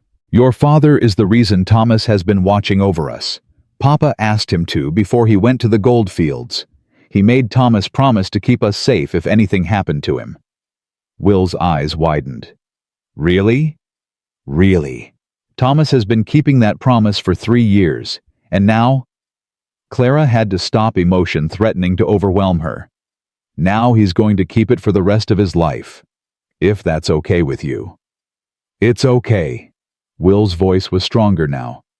"He's nice to me, Mama. He doesn't treat me like I'm broken." "You're not broken, Will. You never were. The town said I was cursed. They said we both were. The town was wrong." Clara's voice hardened. "And after today they know it. Judge Burke was the one who was cursed, baby. Not us. Never us." They sat together in silence for a while, watching the fire dance in the hearth. Eventually, Will's breathing slowed, and he fell asleep exhausted by emotion and fear. Clara held him and stared into the flames, her mind trying to process everything that had happened. Burke was dead. The man who had murdered her husband, who had tried to destroy her family, who had controlled Silver Ridge through fear and corruption, he was gone. She should have felt relief. She should have felt victorious. Instead, she just felt tired. "He's asleep." Clara looked up to find Thomas standing in the doorway. She nodded, not trusting her voice. "I'll carry him to bed." Thomas moved with surprising gentleness for such a large man, lifting Will without waking him and disappearing down the hallway toward the bedrooms. When he returned, he sat down beside Clara, careful to leave space between them. "Jose's seeing to the horses. Dr. Crawford is resting. His injuries are healing well. And I sent one of the men to town to find out what happens next with Burke's affairs." "What will happen?" "His bank assets will be frozen pending investigation. The territorial marshal will want statements from everyone involved. There'll be an inquest into his death." Thomas's voice was matter-of-fact, businesslike. "But the shooting was witnessed by dozens of people. Self-defense won't be hard to prove." "I watched him die." Clara's voice was barely above a whisper. "I stood there and watched him bleed out, and I felt nothing." You felt plenty. You're just too exhausted to sort through it right now. Clara looked at him. This man she'd married a week ago. This stranger who'd become her husband, who'd defended her in front of the entire town, who'd held her son while she cried. How did you know what to say today? How did you know about Burke's documents, about the railroad contracts? It was like you'd been planning for this moment for years. I had been. Thomas finally met her eyes. From the day Henry testified for me, I started keeping records. Not just on Burke, on everyone involved with the Colorado Pacific Railroad. I knew they'd come after him eventually, I just didn't know. His voice roughened. I didn't know they'd kill him. I should have warned him, should have told him to be more careful. But I was so focused on rebuilding my own life that I didn't see the danger until it was too late. It's not your fault Henry died. Isn't it? He stood up for me, Clara. He risked everything because he believed I was telling the truth. And what did I do? I accepted his help, rebuilt my fortune, and watched from a distance while his widow and son were torn apart. Thomas's hands clenched into fists. I've been a coward for 3 years. You've been honoring his wishes. There's a difference. Is there? Thomas stood abruptly and walked to the window. Sometimes I wonder if Henry asked me to watch over you, because he knew I'd be too afraid to actually do anything. Maybe he thought distance was safer. Maybe he was right. Clara rose and moved to stand beside him. What are you saying? I'm saying I married you to protect you from Burke. And Burke's dead. So what happens now? The question hung in the air between them. Clara felt her heart start to race. What do you want to happen? She asked quietly. Thomas was silent for a long moment. When he spoke, his voice was rough with emotion. I want you to stay. I want Will to keep laughing the way he does when he's with the horses. I want to wake up every morning and know you're both here, safe, part of my life. He turned to face her. But I also want you to have a choice. Burke's gone. You don't need me anymore. If you want to take Will and start over somewhere else, somewhere without all these painful memories, I'll understand. I'll help you. I'll make sure you have everything you need. You're giving me an out. Clara stared at him. We've been married a week, and you're already offering to let me go. I'm offering you freedom. There's a difference. Thomas's dark eyes searched her face. I don't want you to stay out of obligation, Clara. I don't want you to wake up 10 years from now and realize you've spent a decade with a man you barely know, living a life you never chose. Like your first wife did. The words came out sharper than Clara intended.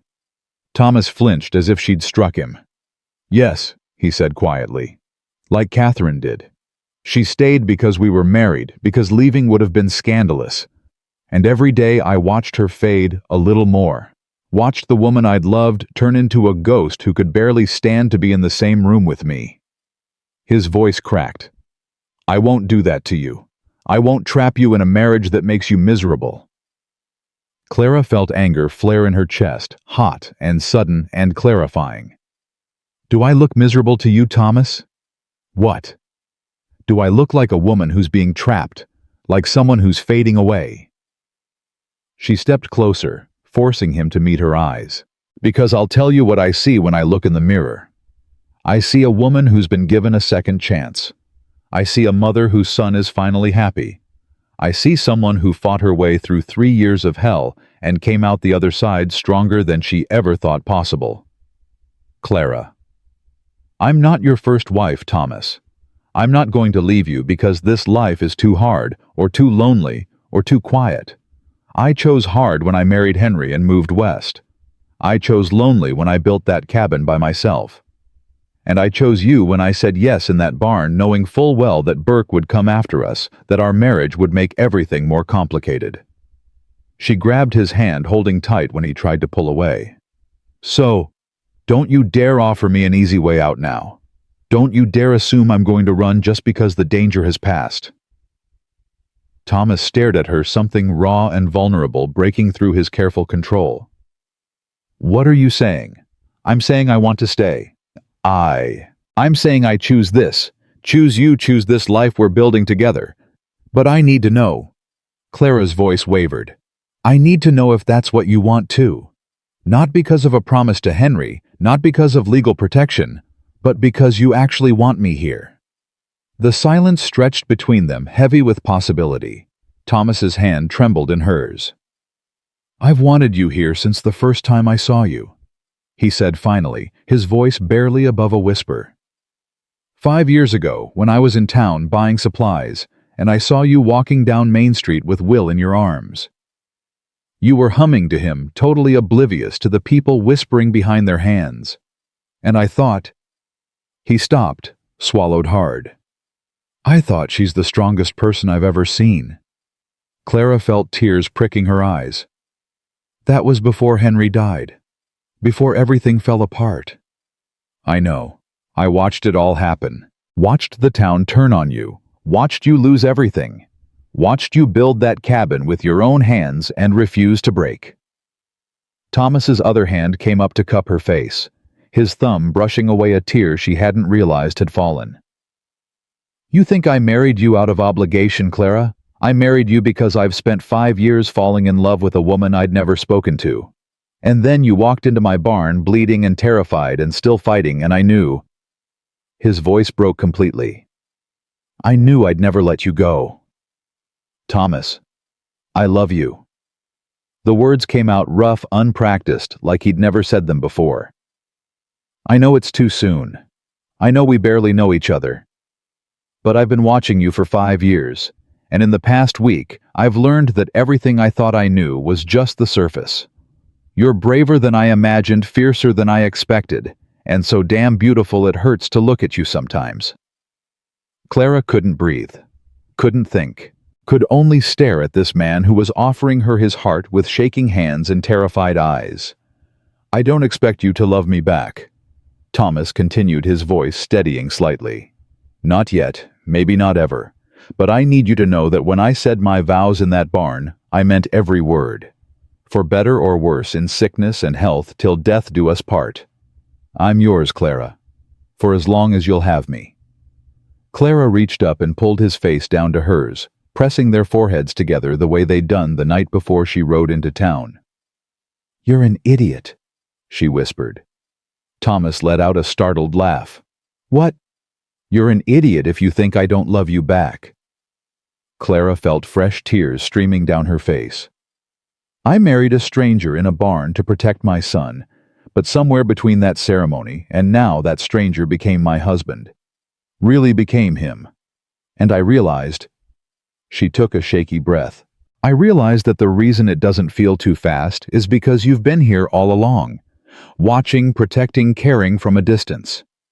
I've been falling in love with you for a week, Thomas, but my heart's been preparing for this moment for 3 years. Thomas's arms came around her, pulling her close with a desperation that spoke of years of loneliness. Clara wrapped her arms around his waist and let herself lean into his strength. Let herself believe that this was real, that she was allowed to have this. They stood there for a long time, holding each other in the firelight, neither speaking because words weren't necessary anymore. The truth was out. The walls were down. What happened next would be built on honesty instead of obligation. We should probably talk about what comes next, Thomas said, eventually his voice muffled against her hair. The practical things. Like what? Like whether you want to keep the name Garrett or go back to Whitmore. Like where you and Will sleep, there are plenty of bedrooms, you can have your own space if you want. Like how we explain this to the town when people start asking questions. He pulled back just enough to see her face. Like whether you want a real wedding with a proper ceremony and guests and all the things we didn't have in the barn. Clara considered this. I don't need another ceremony. What we did in the barn, that was real enough for me. But I do want... She hesitated. I want time. Time to learn each other, to build something real instead of just reacting to crisis. I can give you time. And I want to help rebuild this town. Burke's corruption ran deep, There are going to be families who need support, people who were hurt by his schemes. I want to use whatever influence being Mrs. Thomas Garrett gives me to help them." Thomas smiled, and Clara was struck again by how much it transformed his face. "That sounds exactly like something you'd want to do. And I want Will to grow up knowing both his fathers, the one who gave him life, and the one who's choosing to give him love." Clara's voice firmed. "I won't let Henry's memory fade. He was a good man, and Will needs to know that." "I would never ask you to forget him, Clara. Henry Whitmore was one of the best men I've ever known. I want Will to know his father's story, all of it. The courage, the sacrifice, the love he had for his family." Thomas's eyes were bright with emotion. "I can't replace him, but I can honor him by taking care of the people he loved." The sound of hoofbeats interrupted whatever Clara might have said next. They pulled apart reluctantly as Jose appeared in the doorway. "Boss, we got company. Father Santiago and about a dozen townspeople. They're asking to speak with you and Mrs. Garrett." Clara felt her stomach tighten. "Did they say what they want?" "Father said it's important. Said the town needs to make amends." Thomas and Clara exchanged glances. "Show them in," Thomas said. "All of them." They gathered in the large front parlor, a room that hadn't been used in years, Thomas admitted quietly. Father Santiago led the group, but behind him came Martha Jenkins with Lily, Mr. Walsh the blacksmith, Mrs. Henderson from the general store, and several others Clara recognized from town. Some had been openly hostile to her. Others had simply looked away when she passed. All of them looked uncomfortable now standing in Thomas Garrett's house with their hats in their hands. Father Santiago stepped forward. "Mrs. Garrett, Mr. Garrett, thank you for seeing us. I know this is unexpected. We came to apologize." Martha Jenkins's voice was firm despite her obvious nervousness. "For how we treated you, Mrs. Garrett. For how we let Burke poison this town against you." "It wasn't just Burke."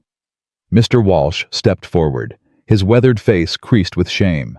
"We were willing to believe the worst about you because it was easier than admitting we were cowards. Easier to call you cursed than to face the fact that we stood by and watched an innocent woman suffer. I refused to serve you in my store." Mrs. Henderson's voice cracked. "I told my children you were dangerous, that they should stay away from Will. She stopped, wiping tears from her face. "I have no excuse. I was wrong and I'm sorry." Clara felt Thomas's hand find hers, steadying her. She looked at the faces around the room, people who had made her life hell for 3 years, who had turned their backs when she needed help, who had treated her son like he carried disease. She should have been angry. Should have told them their apologies came too late, that sorry couldn't undo 3 years of pain. But looking at their faces, Clara saw genuine remorse. More than that, she saw fear. Fear that she would reject them the way they'd rejected her. That she would use her new position as Thomas Garrett's wife to punish them the way Burke had punished anyone who crossed him. "Why now?" she asked quietly. "Why apologize now that Burke is dead? Why not when I was building that cabin alone? Why not when my son needed medicine and Dr. Crawford refused to treat him?" "Because we were afraid," Father Santiago said gently. "Burke controlled this town through fear. Fear of losing our businesses, our homes, our livelihoods. Those who stood against him, like your husband, like Thomas, paid dearly for their courage. So we looked away, and we told ourselves we had no choice." "But you did have a choice." Clara's voice was harder than she intended. "Every single one of you made a choice to believe lies instead of truth. To let a child suffer because his mother was different. To turn your backs on someone who needed help. You're right." Martha Jenkins stepped forward, Lily's hand clasped in hers. "We were cowards, and our cowardice almost cost my daughter her life. If Dr. Crawford had listened to Burke, if he'd refused to treat Lily," her voice broke, "I would have lost her, because I was too afraid to stand up for what was right." Lily tugged at her mother's hand and whispered something. Martha nodded and gave her a gentle push forward. The little girl approached Clara with the fearless directness of children. "Mama says you saved Dr. Crawford. Mama says that's why he was able to make me better. So I'm saying thank you." Lily held out a small wooden carving, a rough horse that looked like it had been made by amateur hands. I made this for you. Mama helped, but I did most of it. Clara took the carving, her throat tight with emotion. It's beautiful, Lily. Thank you. Is it true you're a nurse, like in the war? I was, a long time ago. Will you teach me? I want to help people when I grow up, like you do. Lily's eyes were bright with hero worship. I want to be brave like you. Clara felt something crack inside her chest, the last remnants of the ice that had formed around her heart. She knelt down to Lily's level. Being brave doesn't mean you're never afraid, sweetheart. It means you do the right thing, even when you are afraid. Can you remember that? Lily nodded solemnly. I'll remember. Clara stood and faced the assembled townspeople. Thomas's hand was still in hers, solid and warm. I accept your apologies, she said finally. But accepting them doesn't mean forgetting what happened. You were afraid of Burke, and I understand that. But fear doesn't excuse cruelty. It doesn't excuse standing by while innocent people suffer. We know. Mr. Walsh's voice was gruff. And we're going to do better. That's why we're here, not just to apologize, but to ask how we can help fix what Burke broke. There are families in this town who lost everything because of Burke's schemes, Martha added. Farms foreclosed on false debts, businesses destroyed by fraudulent lawsuits. We want to make it right, but we need help. We need someone who knows the law, who has the resources to fight the battles that need fighting. Clara looked at Thomas. He gave a slight nod, leaving the decision to her. Then we'll help, she said. Thomas and I will work with Father Santiago to identify everyone who was hurt by Burke's corruption. We'll review documents, contest false claims, restore property that was stolen. It's going to take time, and it's going to take work from all of us. We're ready to work, Mrs. Henderson said firmly. Whatever it takes. There's something else. Father Santiago's voice was gentle but firm. The town needs a school again, Mrs. Garrett. The children need education and... He smiled. I can't think of anyone better qualified to teach them than a woman who taught field medicine in the war and survived 3 years that would have broken most people. Clara felt her breath catch. Teaching. She'd thought that part of her life was over forever, that she'd never stand in front of a classroom again. The children, she started. The children need you, Martha interrupted, and their parents know it. We were wrong to drive you out, Mrs. Garrett. Will you give us a chance to make it right? Clara looked around the room at the faces watching her with hope and shame and desperate determination. These were the people who had made her life hell, but they were also the people she would have to live with, work with, build a future alongside. I'll think about it, she said finally. But I make no promises. Teaching is a sacred trust, and I won't step into a classroom unless I know the parents truly want me there. Not because they're afraid of my husband's influence, but because they genuinely believe I'm the right person for the job. That's fair. Father Santiago stepped forward and took her hand. Thank you, my child, for your grace, your forgiveness, and your willingness to help us rebuild. You're a blessing to this town, even if we were too blind to see it before. After the townspeople left, Clara and Thomas stood together in the empty parlor. The house felt different now, less like a tomb and more like a home that was beginning to fill with life. You handled that well, Thomas said quietly. Did I? I feel like I should have been angrier. Should have made them suffer the way they made me suffer. That's not who you are, Clara. Thomas pulled her close. You could have destroyed them with a word. You could have used my influence to make their lives hell. Instead, you offered them redemption. That takes more strength than revenge ever could. Clara leaned into his warmth, exhausted but strangely content. Do you think they meant it? The apologies? Some of them did. Others will need to prove it through actions. Thomas's arms tightened around her. But that's a problem for tomorrow. Right now we have more important things to think about. Like what? Like the fact that we've been married for a week and haven't had a single moment alone together that wasn't filled with crisis or violence. Thomas pulled back to look at her, something that might have been nervousness in his dark eyes. I was thinking maybe if you wanted we could have dinner together. Just the two of us. Jose can watch Will for a few hours. Clara felt her heart flutter. Are you asking me on a date, Thomas Garrett? I guess I am. Color rose in his weathered cheeks. I know we're already married, but it seems like we skipped a few steps. Figured maybe we could go back and do them properly. I'd like that. Clara smiled.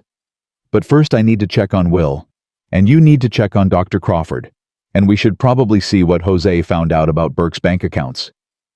Always practical.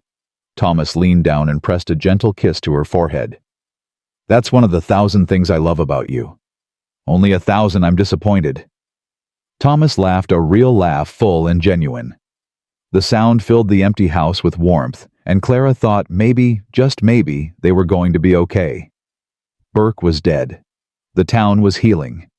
And she had a husband who loved her, a son who was finally happy, and a future that stretched out before them like unwritten pages, waiting to be filled.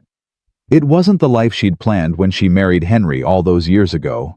It wasn't the future she'd imagined when she was teaching school and dreaming of adventure. But it was hers, built from the ruins of everything she'd lost, stronger and more precious because of the cost it had demanded. Come on, she said, taking Thomas's hand. Let's go find our son. Let's go start the rest of our lives. And together they walked into the future, two broken people who had found each other in the darkness and chosen to build something beautiful in the light. 3 weeks after Burke's death, Clara stood in front of a classroom for the first time in 3 years. The schoolhouse was smaller than she remembered, just one room, with rough wooden benches and a pot-bellied stove that leaked smoke when the wind blew wrong. But 15 children sat watching her with wide eyes, and their parents stood at the back, arms crossed, faces uncertain. My name is Mrs. Garrett, Clara said, her voice steady, despite the fear churning in her stomach. Some of you remember me as Mrs. Whitmore. Some of you remember when your parents pulled you from my classroom and told you I was dangerous. She saw several of the adults shift uncomfortably. I'm not going to pretend that didn't happen.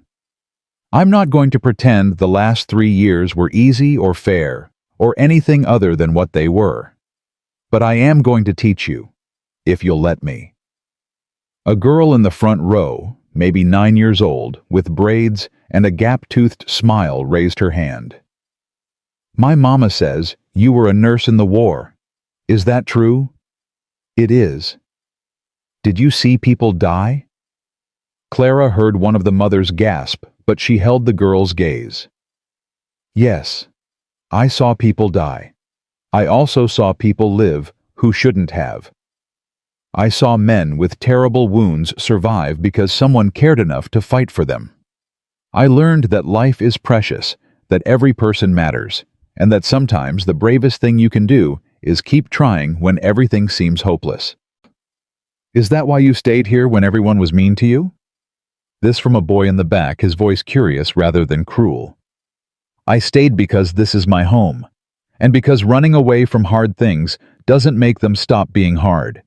It just means you're facing them alone, somewhere else. Clara looked around the room, meeting each child's eyes in turn. I'm going to teach you reading and arithmetic and geography, but I'm also going to teach you that what people say about you doesn't define who you are, that being different isn't the same as being wrong, and that sometimes the people who seem the scariest are just the ones who've been hurt the most. The boy who'd asked the question nodded slowly. Like Mr. Thomas. Everyone says he's mean, but he's not. He helped my pa fix our barn after the storm and wouldn't take payment. Mr. Thomas is my husband, Clara said quietly. And you're right. He's not mean. He's careful. There's a difference. Can Will come to school too? This from Lily Jenkins, her small voice eager. I want to be friends with him, but he never talks to me. Clara felt her throat tighten. Will is shy. He's had a hard time and he needs patience.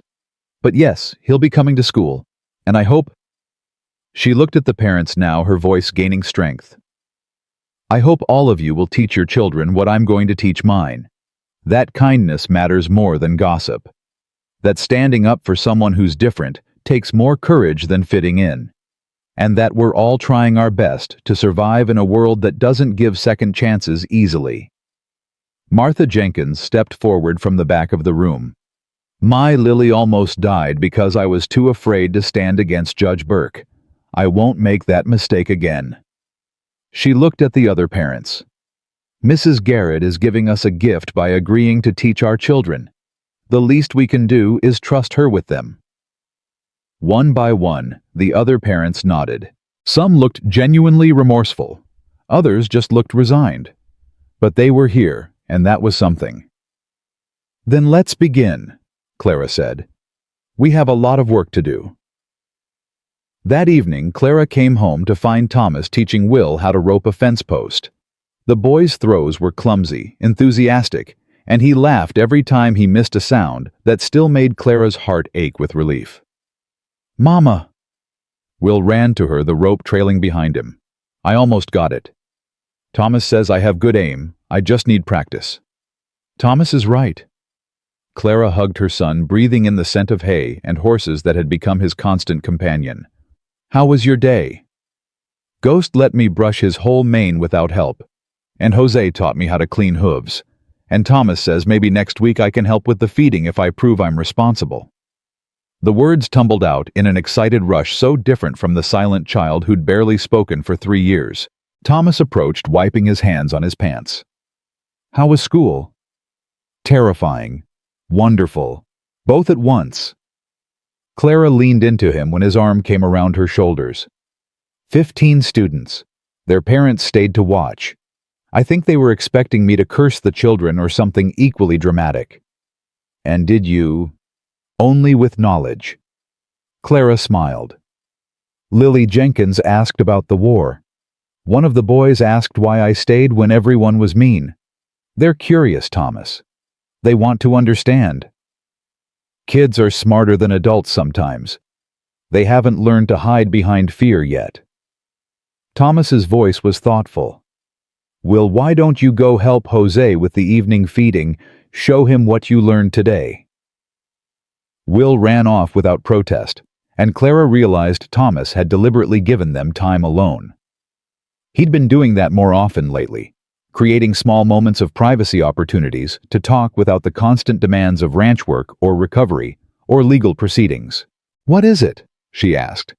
"Dr. Morrison came by this afternoon. He wanted to check on Crawford, make sure his arm was healing properly." Thomas's expression was careful neutral. He also brought news from Denver. The territorial marshal finished investigating Burke's records. Clara felt her stomach tighten. And they're calling it the biggest corruption case in territorial history. 17 families are getting their land back. Another 23 are having fraudulent debts erased. Burke's estate will be liquidated to make restitution for damages. Thomas paused. "They also confirmed what we suspected. The cholera outbreak in the mining camps wasn't natural. Burke paid a man to contaminate the water supply. That man is in custody now, and he's talking." Clara's knees went weak. Thomas caught her, guiding her to sit on the porch steps. She stared out at the mountains, their peaks white with snow, and tried to process what she'd just heard. Henry was murdered. Yes. Burke killed him because he testified, because he told the truth about the railroad. Yes. Thomas sat beside her, his solid presence grounding her. "I'm sorry, Clara. I know this doesn't make it easier." "It does, actually." Clara's voice was stronger than she expected. "For 3 years I thought he died because of bad luck. Because he was in the wrong place at the wrong time. Because God didn't care enough to protect a good man." She looked at Thomas. "But he died because he was brave. Because he stood up for what was right, knowing the cost. That's—" her voice cracked. "That's so much better than random chance. Henry knew the risks. He told me so the night before the trial. He said some things were worth dying for." Thomas's hand found hers. He said his family was worth dying for. Making sure you and Will were protected, that you'd be taken care of, that was more important to him than his own safety. He asked you to watch over us. He made me promise. And he made me promise something else too. Thomas turned to face her fully. He made me promise that if I ever got the chance I'd tell you the truth about how he died. He didn't want you living with guilt, thinking you could have prevented it somehow. I did think that. Clara's voice was barely above a whisper. I thought if I'd been a better wife, if I'd convinced him not to go to the goldfields, if I'd somehow made him stay. Then Burke would have found another way. Men like that always do. Thomas's grip tightened on her hand. Henry knew you'd blame yourself. That's why he wanted you to know the truth eventually. He wanted you to understand that his death wasn't your fault. It was Burke's. And Burke paid for it. They sat in silence for a while, watching the sun sink toward the mountains, painting the sky in shades of gold and crimson. Clara felt something settle inside her chest. Not peace exactly, but something close to it. Resolution, maybe. The knowledge that Henry's death had meaning, that his sacrifice hadn't been wasted. I loved him, she said quietly. I loved Henry so much it hurt sometimes. And when he died, I thought I'd never feel that way again. I thought loving someone that much and losing them meant I should never risk it again. And now... Clara turned to look at Thomas, this man who'd kept a promise for 3 years, who'd married her to protect her son, who'd fought a corrupt judge and won. This man who made her coffee the way she liked it, without asking, who read to Will at bedtime, even though his voice was rough and unpracticed, who touched her like she was something precious. Now I think Henry would want me to be happy. And I think... She swallowed hard. I think I'm falling in love with you, Thomas Garrett. Maybe I already have. Thomas's breath caught. Clara. I know we've only been married a few weeks. I know it's fast. But it also doesn't feel fast because you've been here in my life watching and caring and protecting for so long. She cupped his face in her hands. You're a good man. Better than you think you are. And I want to build a real marriage with you. Not just a legal arrangement. Not just protection for Will. A real partnership between two people who choose each other every single day. Thomas kissed her, then a gentle, tentative kiss that tasted of hope and possibility and promises kept. When they pulled apart, Clara saw tears in his eyes that he was too stubborn to acknowledge. I don't deserve you, he said roughly. Yes, you do. We both deserve this. We deserve happiness after everything we've survived. Clara rested her forehead against his. No more watching from a distance. No more being too afraid to reach for what we want. Agreed. Agreed. The sound of hoofbeats interrupted them. Jose rode up with Dr. Crawford in the wagon, the doctor's arm still in a sling, but his color much improved. Sorry to interrupt, Jose called out. But the doc wanted to speak with you both before he heads back to town. Crawford climbed down carefully, favoring his injured arm. He approached the porch with the hesitant air of a man who knew he wasn't welcome, but had something important to say anyway. Mrs. Garrett, Mr. Garrett. He nodded to each of them. I came to say goodbye, and to thank you for saving my life when you had every reason to let me die. We're not murderers, Dr. Crawford, Clara said quietly. No matter what you did to us. I know, and that's what makes what I did even worse. Crawford's weathered face was haggard with shame. I spent 2 years denying your son medicine he needed. I looked the other way while Burke destroyed innocent people. I told myself I didn't have a choice, but that was a lie. I always had a choice. I just wasn't brave enough to make the right one. Why are you telling us this? Because I'm leaving Silver Ridge, going to work in a mining camp up north where they need doctors and don't ask too many questions. Crawford met Clara's eyes. But before I go, I wanted you to know that I'm sorry. I know sorry doesn't fix what I did, but it's all I have to give. Clara studied the man who had caused her so much pain. She could refuse his apology, could turn him away with harsh words and justified anger. But what would that accomplish? Burke was dead. The corruption was being rooted out. Holding on to hatred would only poison her own heart. "I accept your apology, Dr. Crawford, but accepting it doesn't mean I forgive what you did. That's going to take time." She stood and walked down the porch steps to face him directly. "You said you kept records of everything Burke made you do.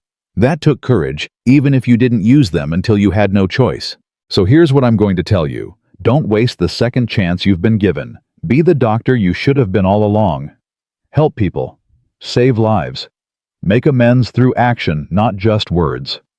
Crawford's eyes were bright with unshed tears. "I will. I swear it." "Good. Then go. And maybe someday, when enough time has passed, you'll be able to look at yourself in the mirror without feeling ashamed." After Crawford left, Thomas pulled Clara back into his arms. "That was generous of you." It was practical. Hatred takes too much energy, and I need all my energy for building our life. Clara smiled up at him. "Besides, Burke's dead. Crawford's gone. The town is healing. I'd rather focus on what we're building than what we lost." "What are we building?" "A family." Clara's voice was firm. "A real one. You, me, Will. A home filled with laughter instead of echoes. A future where we don't have to be afraid anymore." The weeks that followed fell into a rhythm that felt almost normal. Clara taught school 5 days a week, watching her students gradually relax around her as they realized she wasn't going to curse them or treat them cruelly. Will started attending classes, sitting in the front row and helping the younger children with their letters. Lily Jenkins became his constant companion, the two of them inseparable during recess. Thomas threw himself into rebuilding the community Burke had damaged. He worked with Father Santiago to identify families who needed help, using his resources to contest false claims and restore stolen property. Jose managed the ranch with quiet competence, while Thomas spent long days in meetings with lawyers and territorial officials, and at night the three of them would gather for dinner in the big house that was finally beginning to feel like a home. Thomas would ask about Will's day at school, and Will would chatter excitedly about lessons and friends and all the normal childhood things he'd been denied for 3 years. Clara would tell stories about her students, and Thomas would share updates about the legal battles being fought in Burke's wake. They were becoming a family not through blood, but through choice. Through showing up for each other day after day, through weathering small storms together, through building trust one moment at a time. 6 weeks after Burke's death on a Sunday morning in February, the entire town gathered at the church for a special service. Father Santiago had asked Thomas and Clara to come, but he'd been mysterious about the purpose.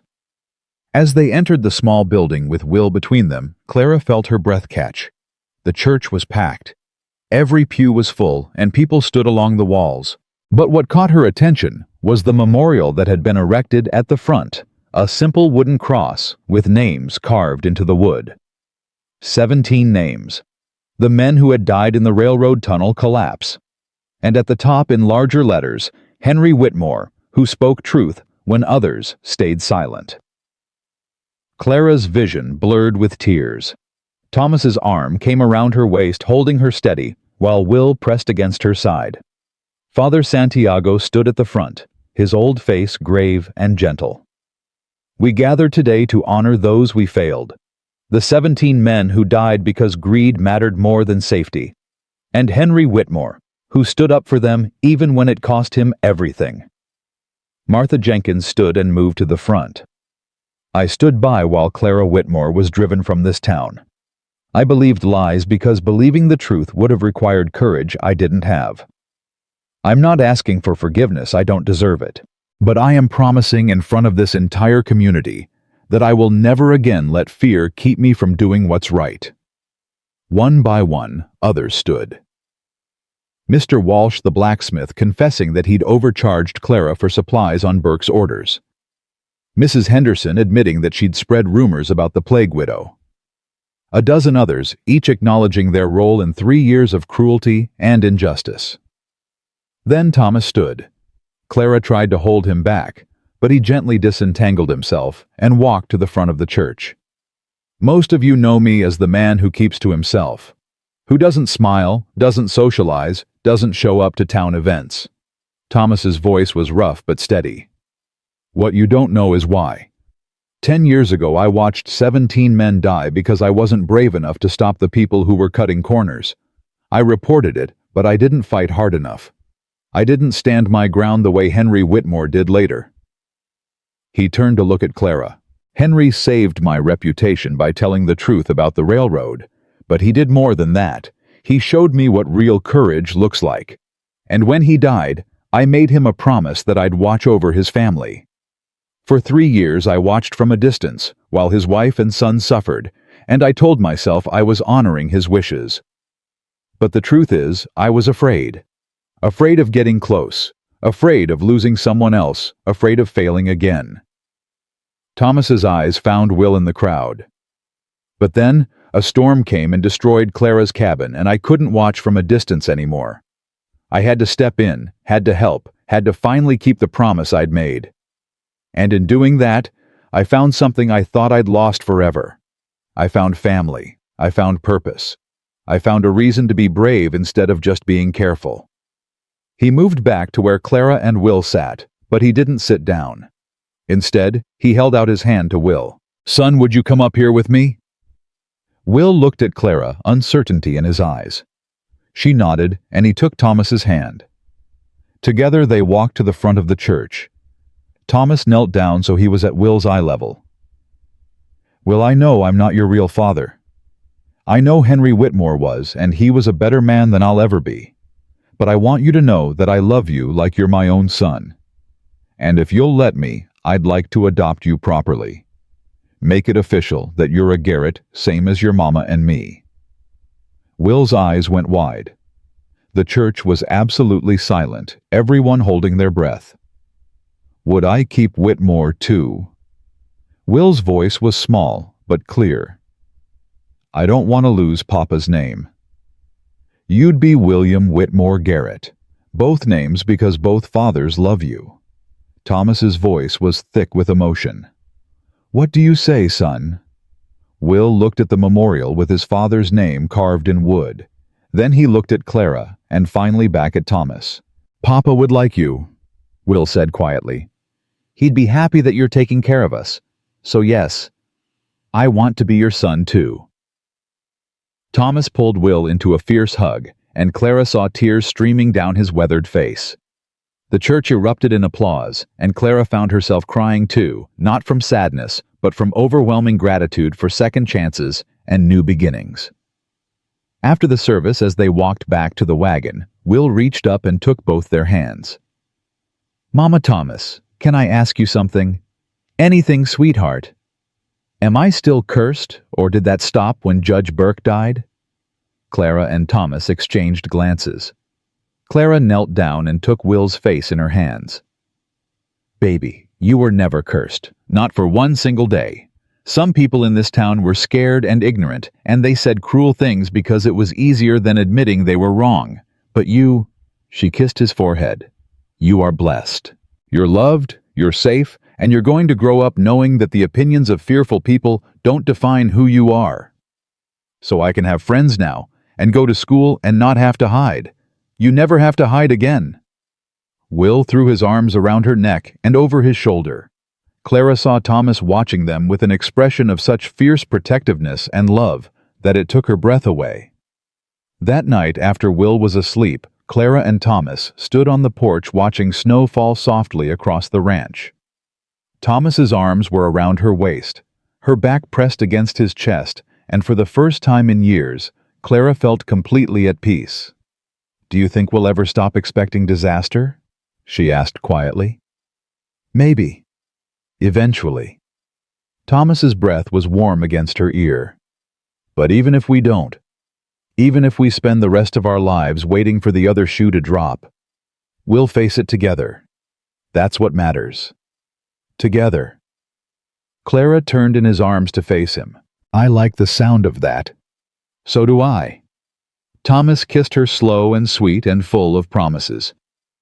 "I love you, Clara Garrett." "I love you too." They stood there in the falling snow, two broken people who had found each other in the darkness and chosen to build something beautiful in the light. Behind them, the house glowed with warmth, no longer empty, no longer echoing, but filled with life and laughter and love. Inside, Will slept peacefully, dreaming of horses and friends and a future that finally felt safe. On his bedside table sat two carved wooden figures, one his father Henry had made before he died, and one Thomas had carved just last week. Two fathers both watching over him in their own way. In town, families were rebuilding what Burke had destroyed, learning to trust again, learning to choose courage over fear. The school would open again in the spring, with a full roster of students. The church would continue to serve as a reminder that confession and amends mattered more than maintaining false facades. And on the Garrett Ranch, three people who had survived the worst that life could throw at them were learning what it meant to thrive instead of just survive. Learning that love didn't make you weak, it made you stronger than you ever thought possible. Learning that family wasn't just about blood, but about choosing each other every single day through storms and sunshine, through fear and courage, through death and rebirth. Clara Garrett had spent 3 years being called the plague widow, the cursed woman, the bearer of bad luck. But she had never been any of those things. She had always been exactly what she was. Now a woman strong enough to survive hell, brave enough to keep fighting, and wise enough to recognize love when it finally found her again. She had lost everything and built it back better. She had buried one love and found another. She had been broken and healed, and broken again, each time emerging stronger than before. And now, standing in her husband's arms, with her son sleeping safely inside, and a community learning to heal around them, Clara understood the truth that had been waiting for her all along. Curses were just stories that weak people told to explain their failures. But love, real love, the kind that survived storms and corruption and death itself, that was the only magic that mattered. And Clara Garrett had enough of that magic to last a lifetime.